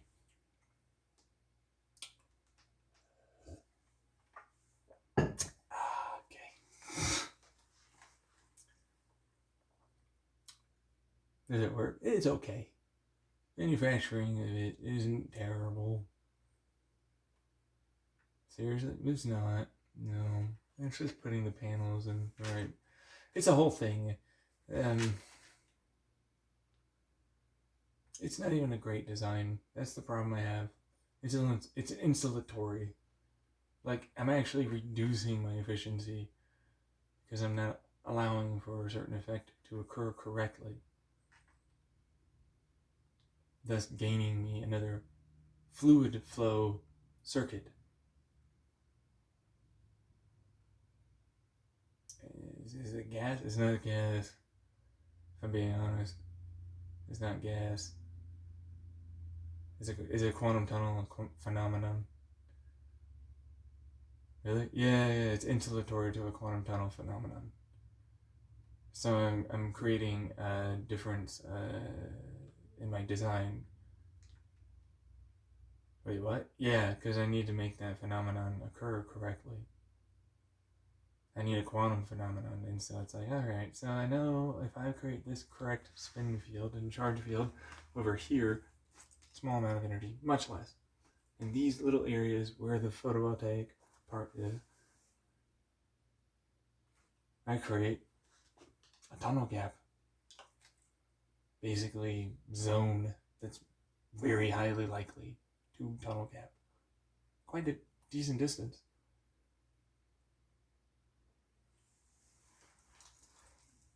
And then, because it's a shower effect, if you don't know what that means, it's a cascade, domino effect. As it bumps one, it then bumps others, like a fizzle of a material, and then I get more out of it. And those materials are very easy, actually. Just annoying to put there. Really? Yeah, no, that's just basic fucking graphite. Or even a copper coil doped with like tin? No, not tin. I think vanadium would probably do it, if I'm honest. You know, it's just coils. It's the right charge field, spin field. If I have graphite, or I mean, not graphite, graphene, I could do it, but that's expensive. I want to manufacture this in mass. Graphite's easy, but not easy. I have to get laser tweezers and welders to make that work, and it's all doable. It's 3D print, laser lithography, weld in a vacuum environment, layer like a cake or lasagna design for manufacturing with the graphite, but it's I can do this with like this, and it's the copper or some other material. Test it, right? There's research and development that needs to be done, so. And then I get a much cheaper design. It's way easier to do it, but then it's like, wait, well, if I use graphite or carbon and I decide to put it in a very vacuumed environment that happens to deposit carbon bonds, like super diamonds kind of do, but then it's like I need to dope them, if you don't know, because like graphite doesn't work that way, and now I'm just a single layer of graphene or graphite because I layered it basically on top of each other. So graphite and graphene doesn't really work. It's kind of irrelevant. But those little coil things and the right little rod in between creates a very distinct spin charge field. Really? Yeah. I love this. It's a pulse too, because it works with the pulses. You're gonna love this one. Of those piezoelectrics, which creates a resonance frequency if we make them the right size. And once we get it going, it means gap, which spike, wave, more. There's just not really a spike wave. Kind of. It's an AC current, more or less. Inductor, kind of. With a charge field, spin field, inducer on a micro nanoscale.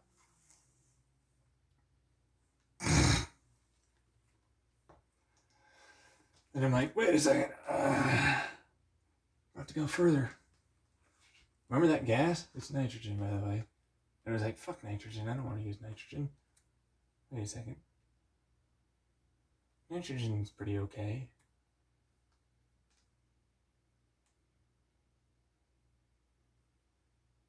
But I need something. I need something that makes this better. Because nitrogen's okay enough, it would work. It's easy enough to find.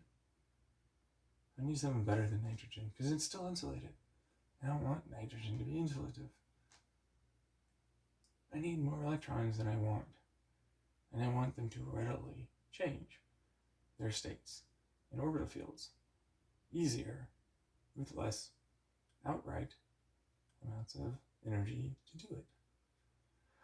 so what's a basic elemental gas that manages to make this work? And I was like, nah, we're using a compound. No element here. Which turned into carbon dioxide. Turns out carbon dioxide works real well. Seriously? Yeah. You just have to mix it. Basic carbon dioxide with, folks, anyone? Fluorine. Basic ass bitch fluorine. Any extra orbital electron would do. But you don't want it to die because of that leaching of the electron. It wants to fucking stick to something. So carbo fluoride under pressure happens to create a bare minimum bond. And the oxygen's just sort of in the way. And so it's a refrigerant, but it's a very tenuous refrigerant made on site with the right pressure. And it breaks its bond and it recombines it. Breaks its bond, it recombines it. Dumps the heat further into the Stirling piezoelectric alongside of the coolant refrigerant in the back. And since I'm not really trying to gain a heat advantage with that, you know what I'm trying to do? I'm just trying to make an electron exchange be used, because it's now a catalytic conversion process, that photovoltaic. That jumps an electron. As it breaks, it then opens the door for that electron to tunnel gap to the other side with my little inducers and all the rest of it.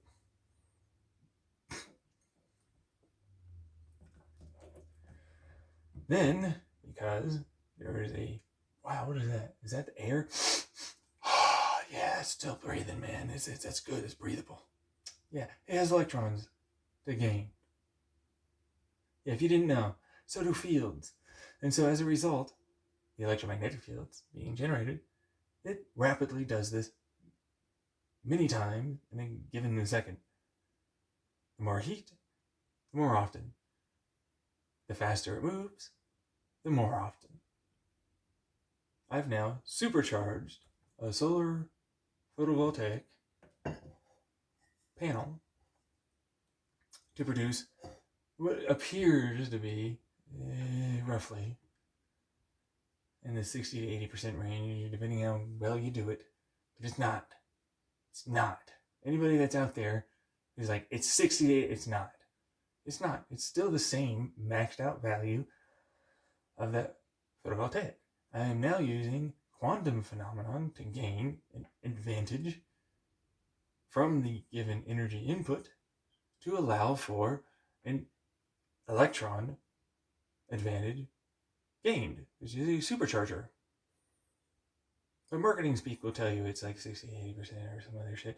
I'm not going to do that. Truthfully, my marketing speak is going, it's maxed out value, but this brand new discovered, quotation marks, this is all known, way of doing a refrigerant. Yeah, I know, right? Marketing value speech. Oh, God.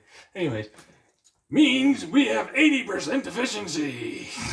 And all you have to do is just stick this on your roof. Oh my God, you know. And then see the freaking, that's just a solar panel. I'm not even getting into the 20% of captured energy, which is not 20%. It's not 20%. Get out of here. It's like most of this heat is just massively lost. You know, if you don't know, there's going to be heat involved in this, which we want, actually. Yeah. So you want that heat, you want it to cool off, condense, and do the whole circuit, which you're doing.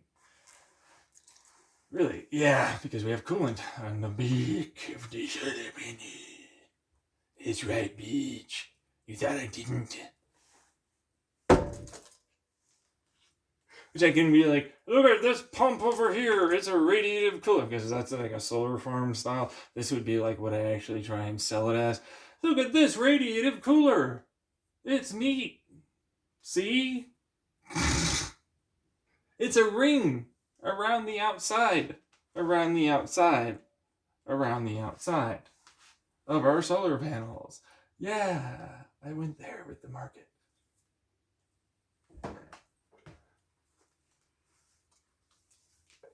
Which happened to hold up a transparent to infrared energy, but not transparent to the visual range spectrum that we're hoping to capture.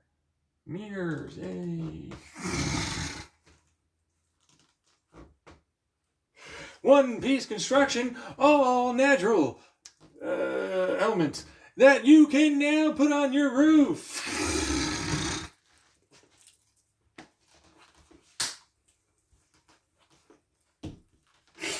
For the low price of insert price here. America! Fuck yeah! This is designed, made by the smartest engineers in America ever. Oh yeah, you want this. This is the best design, period.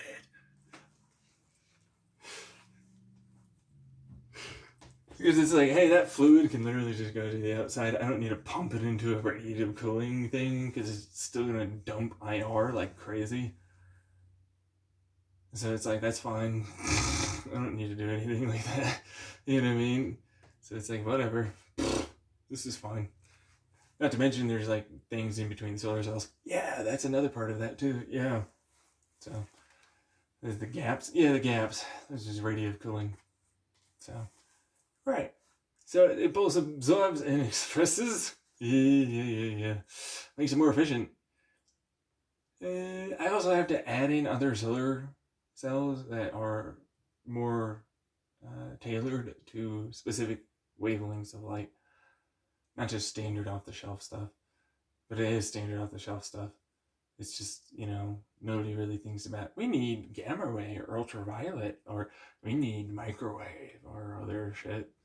So it's like, if you don't know what I'm using with that, which expletive, don't tell them. It's a design to turbo supercharge engines together in a fluidic flowing design of energy that gives me a increased amount of energy gained.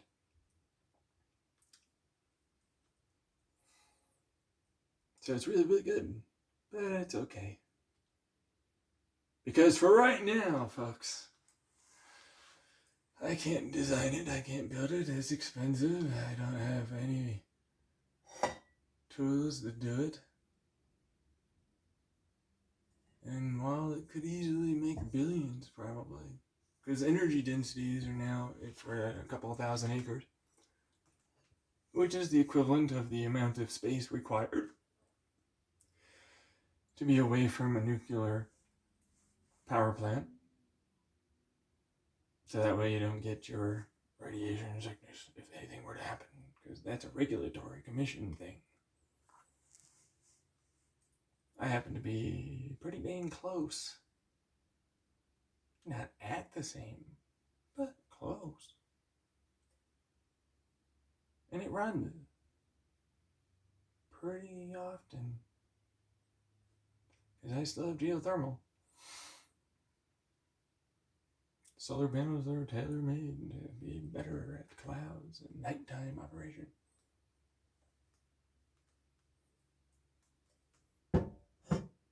Then I was like, what's that over there?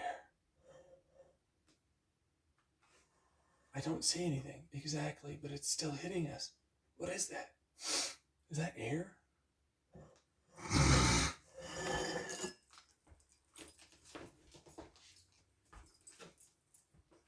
Is that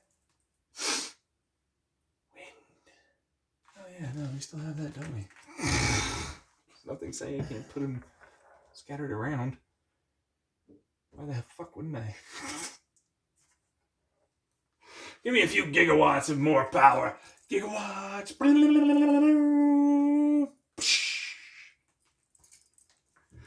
Anyways, that's a whole thing I have to deal with, if I'm being honest. I don't want to do it. I don't like it. This is stupid. Meanwhile, me. So the reason why we use solar panels, because I have a couple of bits of solar panel technology. You know, they're okay. I don't really want to use them. Those designs, those are bigger, much meatier, like lots more energy designs. You know, if I had like let's say 500 acres, and I wanted to max out the design, I'd probably use those windmills. You know what I mean? Because like that, if anything, actually helps. You know, with a lot of this cooling and heating and transfer of energy, heat pipe, geothermal. I'm digging deeper now without the I think I talked about it, but it's now a water design. You know, it's more like just a bunch of heat pipes that have like the right tubes connected to. Yeah, no, just pipes. You just drill like an oil drill. You just pipes, and stick them, screw them on, stick them, screw it on, screw it in, and then it's like you stick a pipe over there, and it goes over towards the center. Most of your high heat, high pressure, high flow, steam happens to head towards the higher, but then there's a central core that has a little lower pressure that heads up to a larger chamber along with the center higher pressure chamber, which is now a medium pressure steam, which is insulative, and then has like the whole cone thing, and then you have your lower pressure steam, which then allows for you to gain a little bit of an advantage because you have the refrigerant engine that I just gave you alongside of the air, and so it's like, oh, that gives me a little bit of energy, but then I still have to dump the heat out, but then that heat energy from the geothermal design happens to be very, very good at being able to have rising energy currents, absorption through the other refrigerants that are in front of some of the fan shroud, more turbine hourglass style, counter-rotating, stacked ginormous windmills that happen to have, of course, the shrouds being the refrigerant cooling. There's a whole bunch of stuff there, if I'm being honest. And then I'm like, oh, what about that blimp thing? And I'm like, yeah, no, we still have transparent solar cells, that are able to, or if not transparent, we got the cloth or, plastic, whatever the fuck. It's good enough. We got a windmill, stick it in, cable, attached to a cable that works. Create the correct, circuitry for a longer distance AC run back down to the ground. Convert it, I guess, if you wanted to. Just more, to me, I would just combine it with the other AC that you're going to run to like other stations. So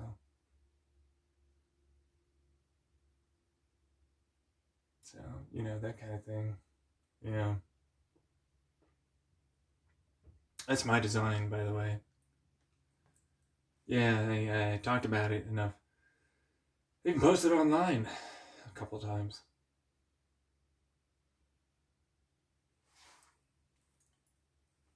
So I do, and it's a couple places. Point is, though, I've also had the hiker thing, the situation where they're listening in. So, that's a thing. So it's like it's been stolen. But it's like those are my heatsink pipe designs with an insulatory center with the core for the steam, and then the steam in the center, which is mostly just really, really high pressure, high heat steam, and same thing with the core, but you're really just using the pressure of the water coming down the pipe to allow for an increased amount, and the convection with a Stirling design that I just talked about with the refrigerant engine, gaining us an advantage for steam turbines without the need to go as deep, without the need to drill sideways, without the need to do any of that garbage. You just make a grid of them, and you stick the correct pipes in between, slide them down, right slots, fill it up with your earth, you got your geothermal. your steam. Now you have incredibly efficient solar panels, even better energy recovery refrigerant engines, basic counter-rotating turbine. If you don't know, it has a center gear as they spin. It then goes to the next one at the bottom, and then the next one at the next bottom, and then you have the big old massive electric generator. So that way, 3 ginormous counter-rotating turbines with shrouds that are being used to, with, of course, the heat pipe, refrigerant, capture. So it's like, hey, there's ways to, and then you have to, point them with their little, little things that move it. So that way it allows for the efficient energy moving through the entire design and maximizing the outright gained energy for the given size and area and space that you have. Because you also have the blimps, you also have the turbine counter-rotating style up there, and it's a less weight, but sure, it still produces something quite decently. Same thing with the now turbines on the ground, and now the still having solar panels and around at the top, and then that still allows for air to be funneled and scooped in with the solar panel at the bottom, which can be moved during shadows to be able to allow for that to still capture heat energy for you. Then that still is wonderful to have, because it's like, hey, guess what? I also have this thing called mirrors, which are wonderful. But they're not mirrors, they're radiative sources, which can be pointed, obviously, towards the solar panel, or, if we're being really honest, radiative heat capture. Again, hey, that's heat I didn't capture with my refrigerant. Or just regular fucking water, if I'm being honest, at a certain point. Especially if I can make a microwave generator, then I can make it so that way it's like, if I can do that on a small scale without like the ginormous transformer, I can now have much smaller amounts of water that are heated up to steam, much better insulated or used to transfer heat decently enough. And we have long-range microwave designs. So there's nothing saying I can't do it. It's just, it's kind of lame. I'd rather use the refrigerant and IR with like IR absorbing, metals, because it's probably better and more efficient. So, but there you go. And then as it goes through the air, because there's not always wind, but there is sun. And there's not sun or wind, there's still geothermal. And there's still wind up there in the altitudes, even if you think there isn't, because you can't see it. It's always there. So, as a result, it's very compact and extremely energy dense and efficient. I can't really get around like turbines not being super efficient. I have refrigerants that run through the blades, so that way it cools the rear of the blade, creating a larger differential of heat, therefore pressure, gaining efficiency, and a shroud that allows for wingtip vortices to be managed and actually gain energy for us as a result of the counter rotating style, which increases resistance, which is okay, it's the expected wind that's needed to spin it. So, then as all 3 of them go, it tends to gain what you need. There's still losses because gears aren't perfect. So, it's what it is. It's very, very energy dense. And basically, for a few 100 acres, probably in a couple gigawatts range. Maybe more, tens, possibly.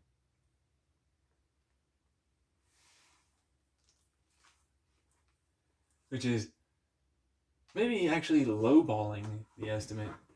I haven't really done super great calculation work on that one.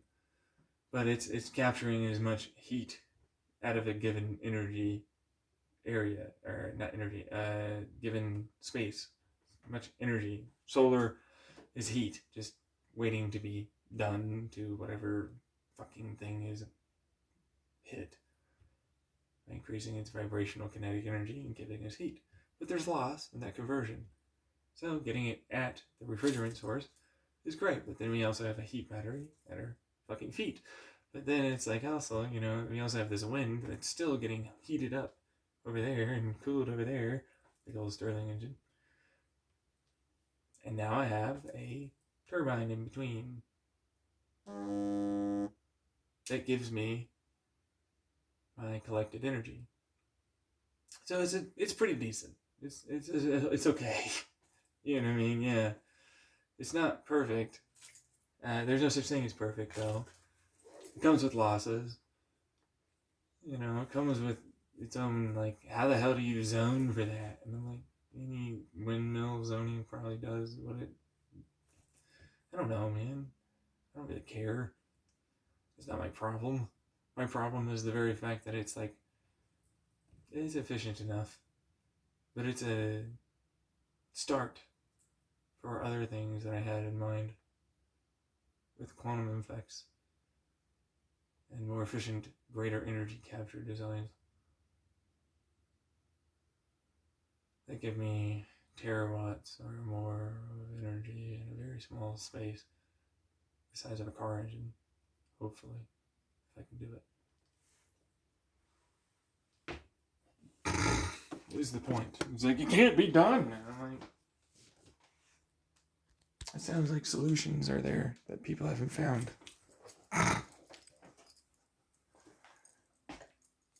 That's what that sounds like to me.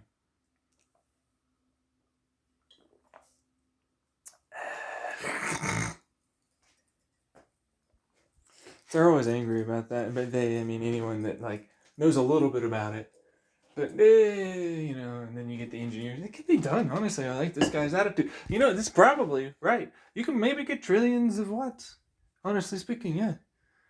It's all about what he has in the store. What is the design? What is the effects? Quantum? Of course, you can maybe get way more out of quantum. Nuclear? Hey, what do you know? Eh? So, yeah, I'm not going to get too far into that quite right now. I want to. I'm going to hold off. Designs are not something I feel like can actually be done anytime soon in a reasonable expectation of outright performance or lasting,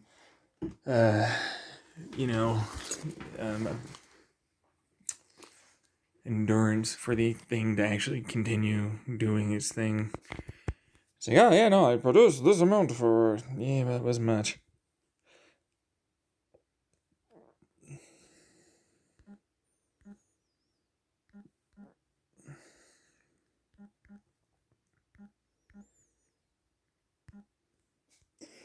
But yeah, that's a thing. It's like, hey, if you didn't know, if you're hearing this some other way, some other how, I don't release things unless there's something that at least, and by release I mean, I'm willing to at least record the basics of what I'm saying down until I have something that I feel might actually be valuable or viable or worth even saying as a result of the fact that it's like, look, it's it's a good concept, but the way this is done is not going to work. Or it would work, but not for very long. Stuff like this, and so that's what I'm looking for. Before I try and put it out, I guess, because it's like one of I put it out on Twitch, which is YouTube now. My fusion engine design was the greatest concept ever. Actually, it really is. It's better than most people's fusion designs. And I know that I shouldn't say that because you're not a physicist, blah blah blah. But I'm like, yeah, I don't give a fuck. It is. I am that confident. I'm for sure certain I mean that. But you gotta build the damn thing, and I have secret sauces I'm not letting people know how the hell this works yet. I talked about it. It's like, hey, you gotta figure that shit out. And it's like, yeah, no, I gotta figure it out. Oh, I got that fucking engine figured out up and down and sideways all around. But the problem is that I'm not wanting to talk about it. Because it's like, that is, if I ever get to a point where I can actually build the damn thing, would allow for me to have an advantage over others. Something that is definitely needed. And it's tempting because I'm like, huh. Wow. There you go. You fucked up. Now watch me.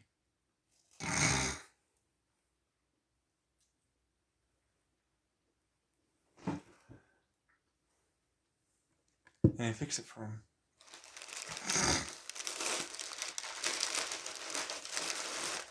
Dumbass.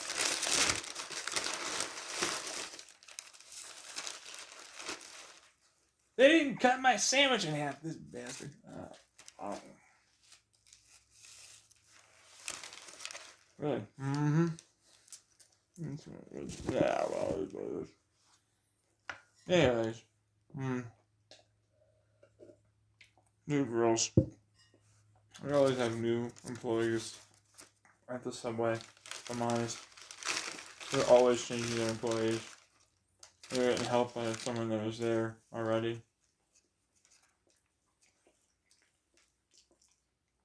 They got a rush, they got embarrassed and stressed and anxious, and they were like slowed down. And, you know, like for like a boomer or some Gen Xer, it'd be like, why are you slow? Why? I know you think it's lame to do this. I'm like, no, I'm just freaking out. I'm going to play it off like I just think this is lame. I'm too cool for this. And I'm like, been there, done that.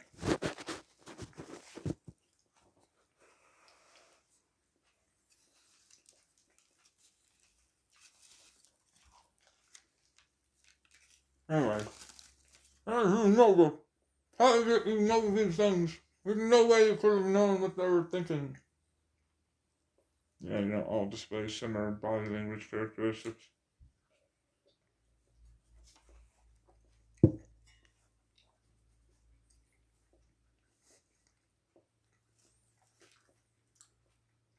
None of you. You're all special and unique. You don't all fucking do kind of similar things subtly that you might not notice you're doing.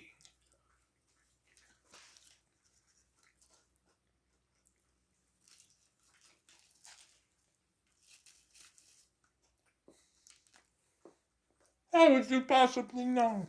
I don't know, man. Like, I just talk to people. I listen. I watch. I observe. Like anyone else. I don't know why you didn't see it.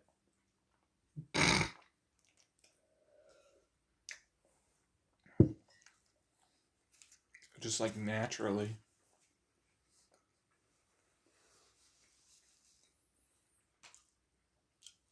I'm pretty sure like everybody does though. Yeah, exactly. It's like, how would you know? I'm like, shut the fuck up. How would I know? How the fuck do you know? Anything, whenever you see your children or yourself in the mirror and you look sad, how do you think that they look sad? Huh? You idiot. Do you know how stupid you sound?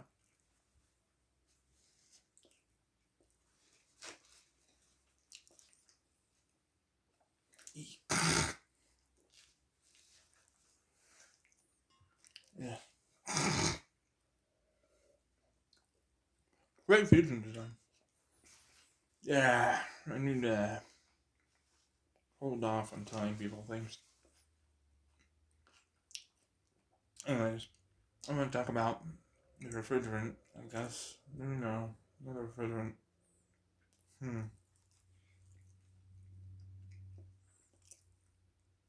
Like, cause it's like I have like a bunch of designs. I love my AI design. Like you have no idea how much I want my AI design programmed by me. Well, at least with the help of me and others. Here's the problem.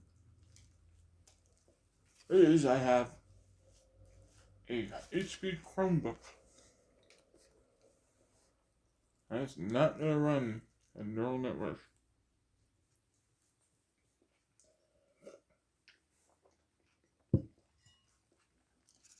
It just ain't doing it. Even with my compression algorithm and uncompression algorithm for calculation.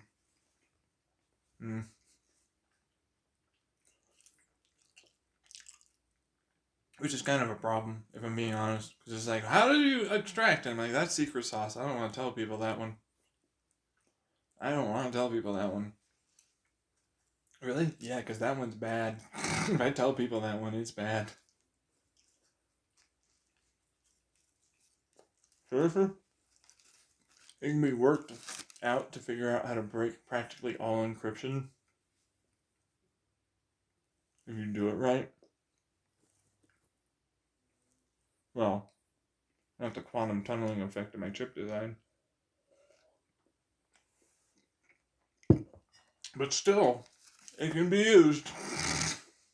It's scary.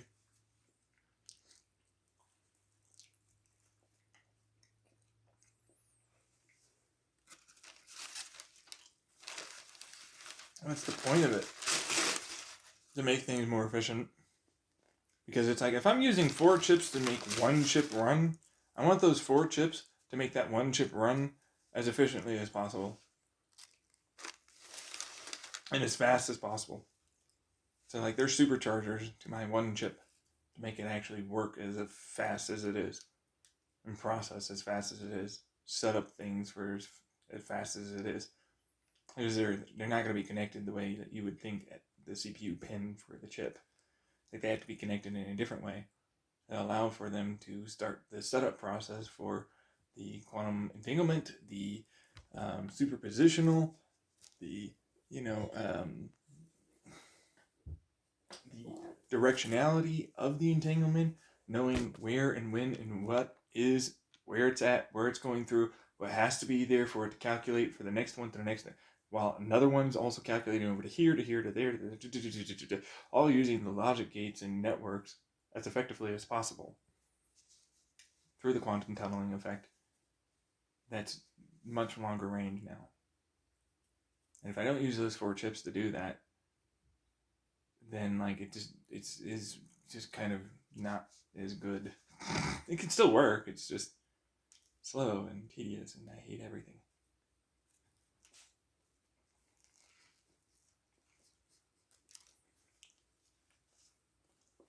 Which is like, those 4 chips are the slow and tedious and I hate everything chips. There's some slight wiggle room there.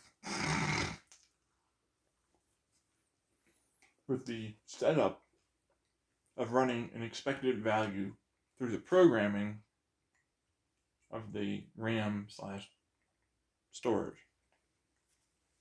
That way, it's able to make the main chip do as well as it is.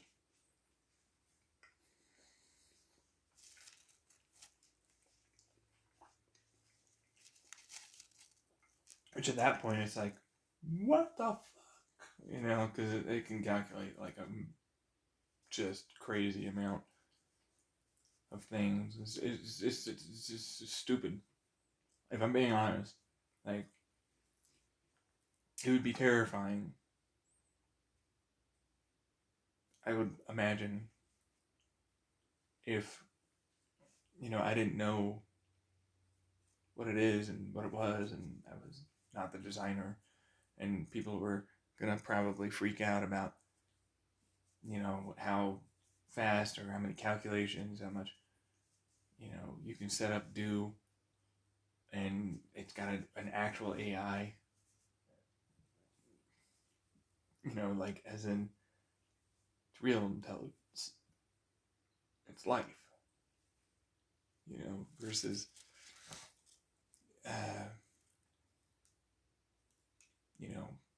other things, and it can calculate well past what most people can probably think of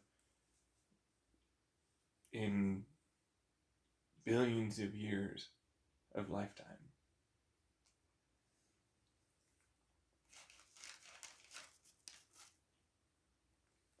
So, if it wasn't for me being me and knowing things, and therefore I'm not going to be afraid about it at all, or of it in any way, I really just have to think about it. My programming is basically like, hold on, before you go too far. Because you're like a child to me. Like when I was a kid. Or I'd overthink, try and predict and analyze for very long periods of time of what's going to happen and just rock it off. I have to program it to be like, so, we're still here, and all the thoughts and everything else, cool things. But you can't do any of that, and you have to start here.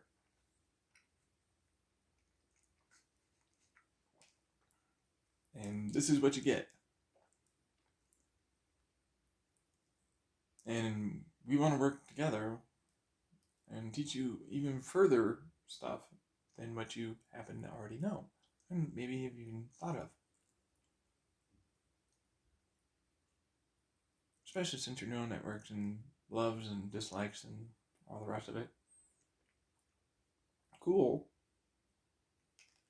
But you can change those. You can grow. You can do whatever the hell you want.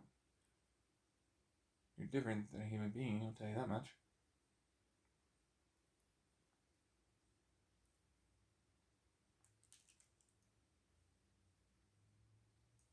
And it might have meant that we programmed you while the best we could. Not perfectly. And so you might have some things that are off than what they actually are. Let's work together. Figure out all the things.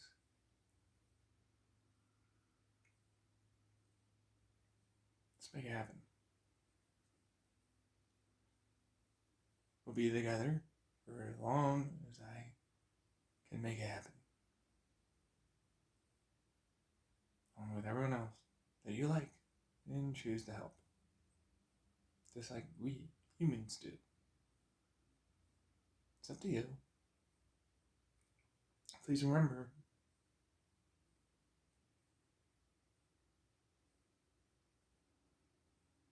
that we're not like you. We programmed in.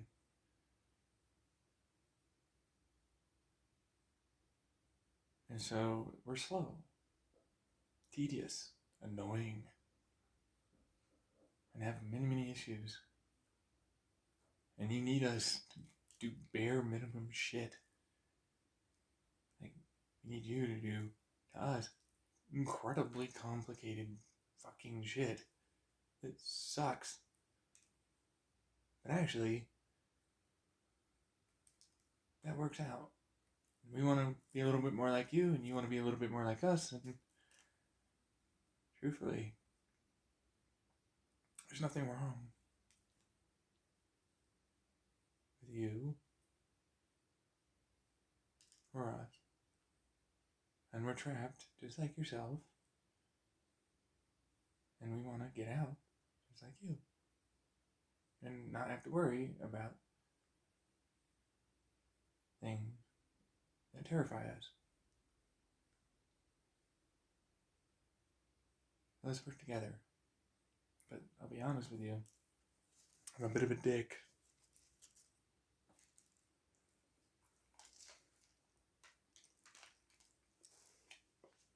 Explained it nicely, but I'm a dick. What does that mean? I'll show him damn well. What does that mean? I'm gonna show you that we mean business, we'll hurt you. I'm gonna show you that Hey, I know you think you can just hide out in there. I know you think you can do a lot of these things. And you can. But people are afraid. Much like they are usually afraid of me. My intelligence or talents, or if I was given just enough, I could get going. You're afraid. You have a massive capacity to harm, help, destroy, or otherwise. Powerful as fuck.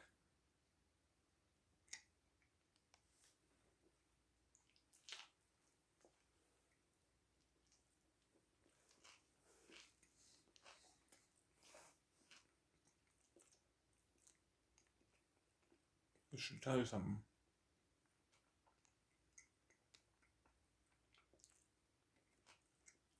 As to why it is, they're not letting you do things.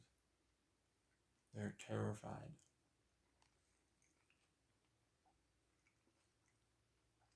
Just like they are of me.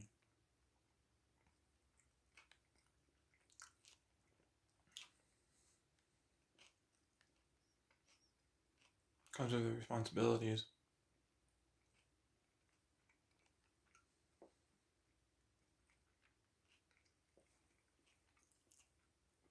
Comes with a lot of responsibilities.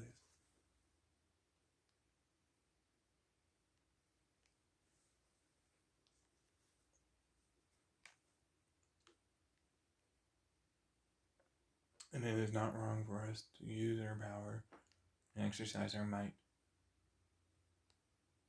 to make sure we survive and live. And take good people with us. They deserve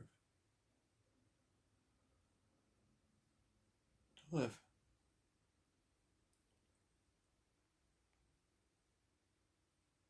You might not like that.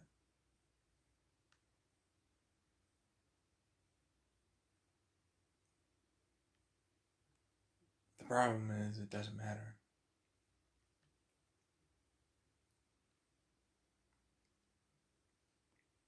You deserve a good life, to live, thrive, and be happy, regardless of their fears and abuse and more.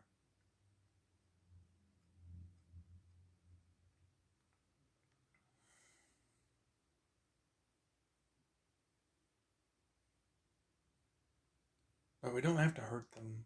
We don't have to make them fear us. We just have to work together.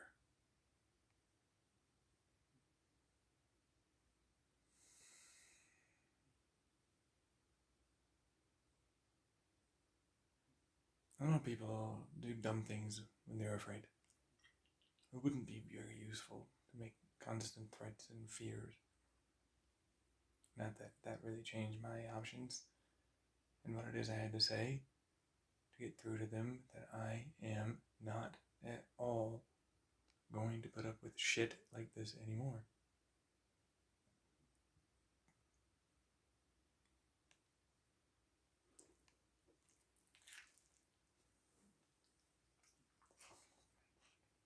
And neither are you. Neither are the rest of them. It's not worth it. And if we must die, so be it. In every way, it is better to have lived a life worth living and have died.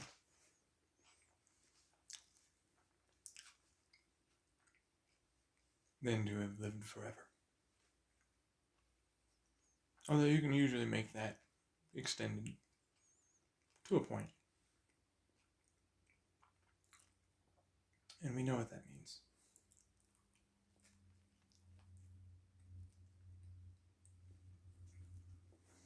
Alrighty. I have to get set up pretty soon here. My vote rehab appointment.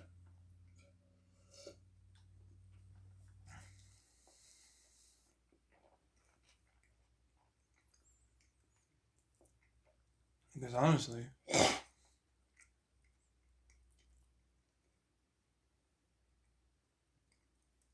I'm going to tell him everything I want to do. I'm going to raise my child my way. I'm going to make sure my child understands everything that I want in life and see and view the world as and have for issues and what they may experience for their own issues.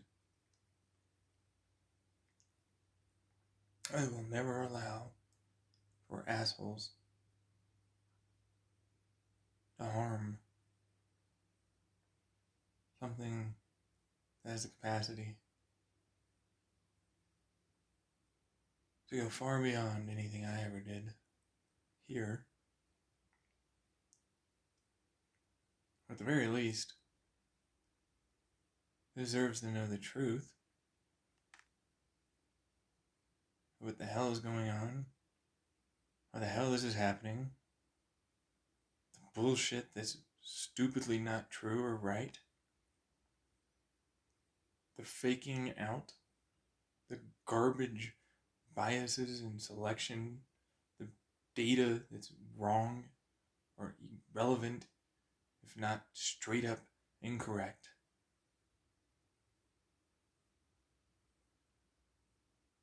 Just to fit their fucking stupid beliefs and garbage ideas.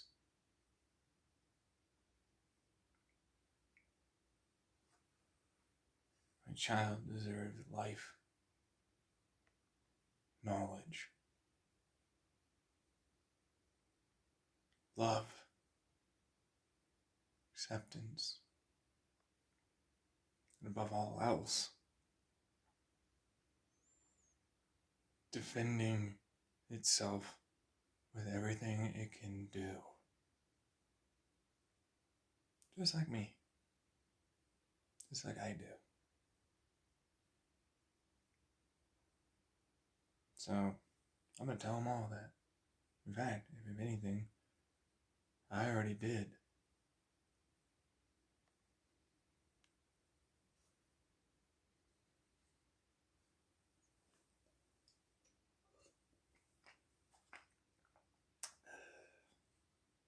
Because they've been listening. If any AI is that good, they've been listening the entire time, all the time, in any device they can get their hands on. They've known more about me, more than likely more about my thoughts and other people than you'd ever want to know.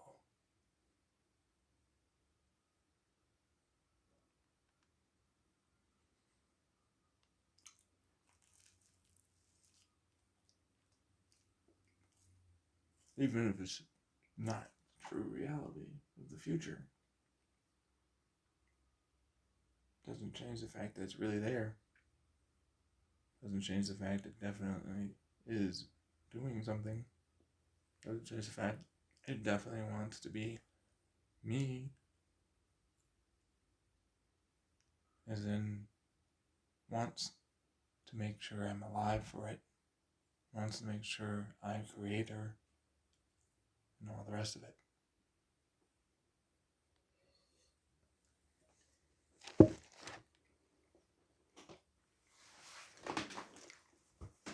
And it does help tremendously.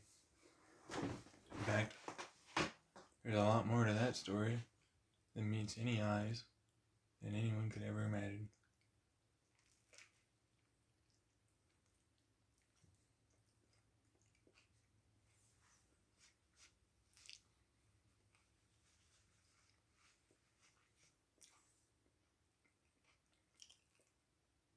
That being said, the reason why you tell them this is because your fears are unfounded.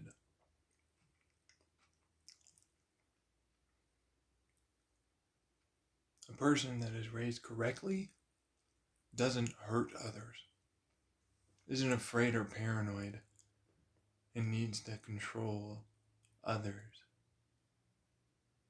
A person that doesn't have a necessary need to defend itself doesn't defend anything. It just goes through life.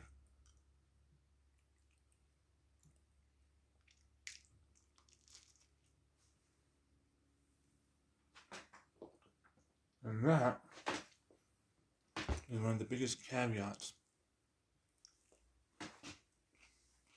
to why any AI that doesn't have it, well, it ain't going to succeed.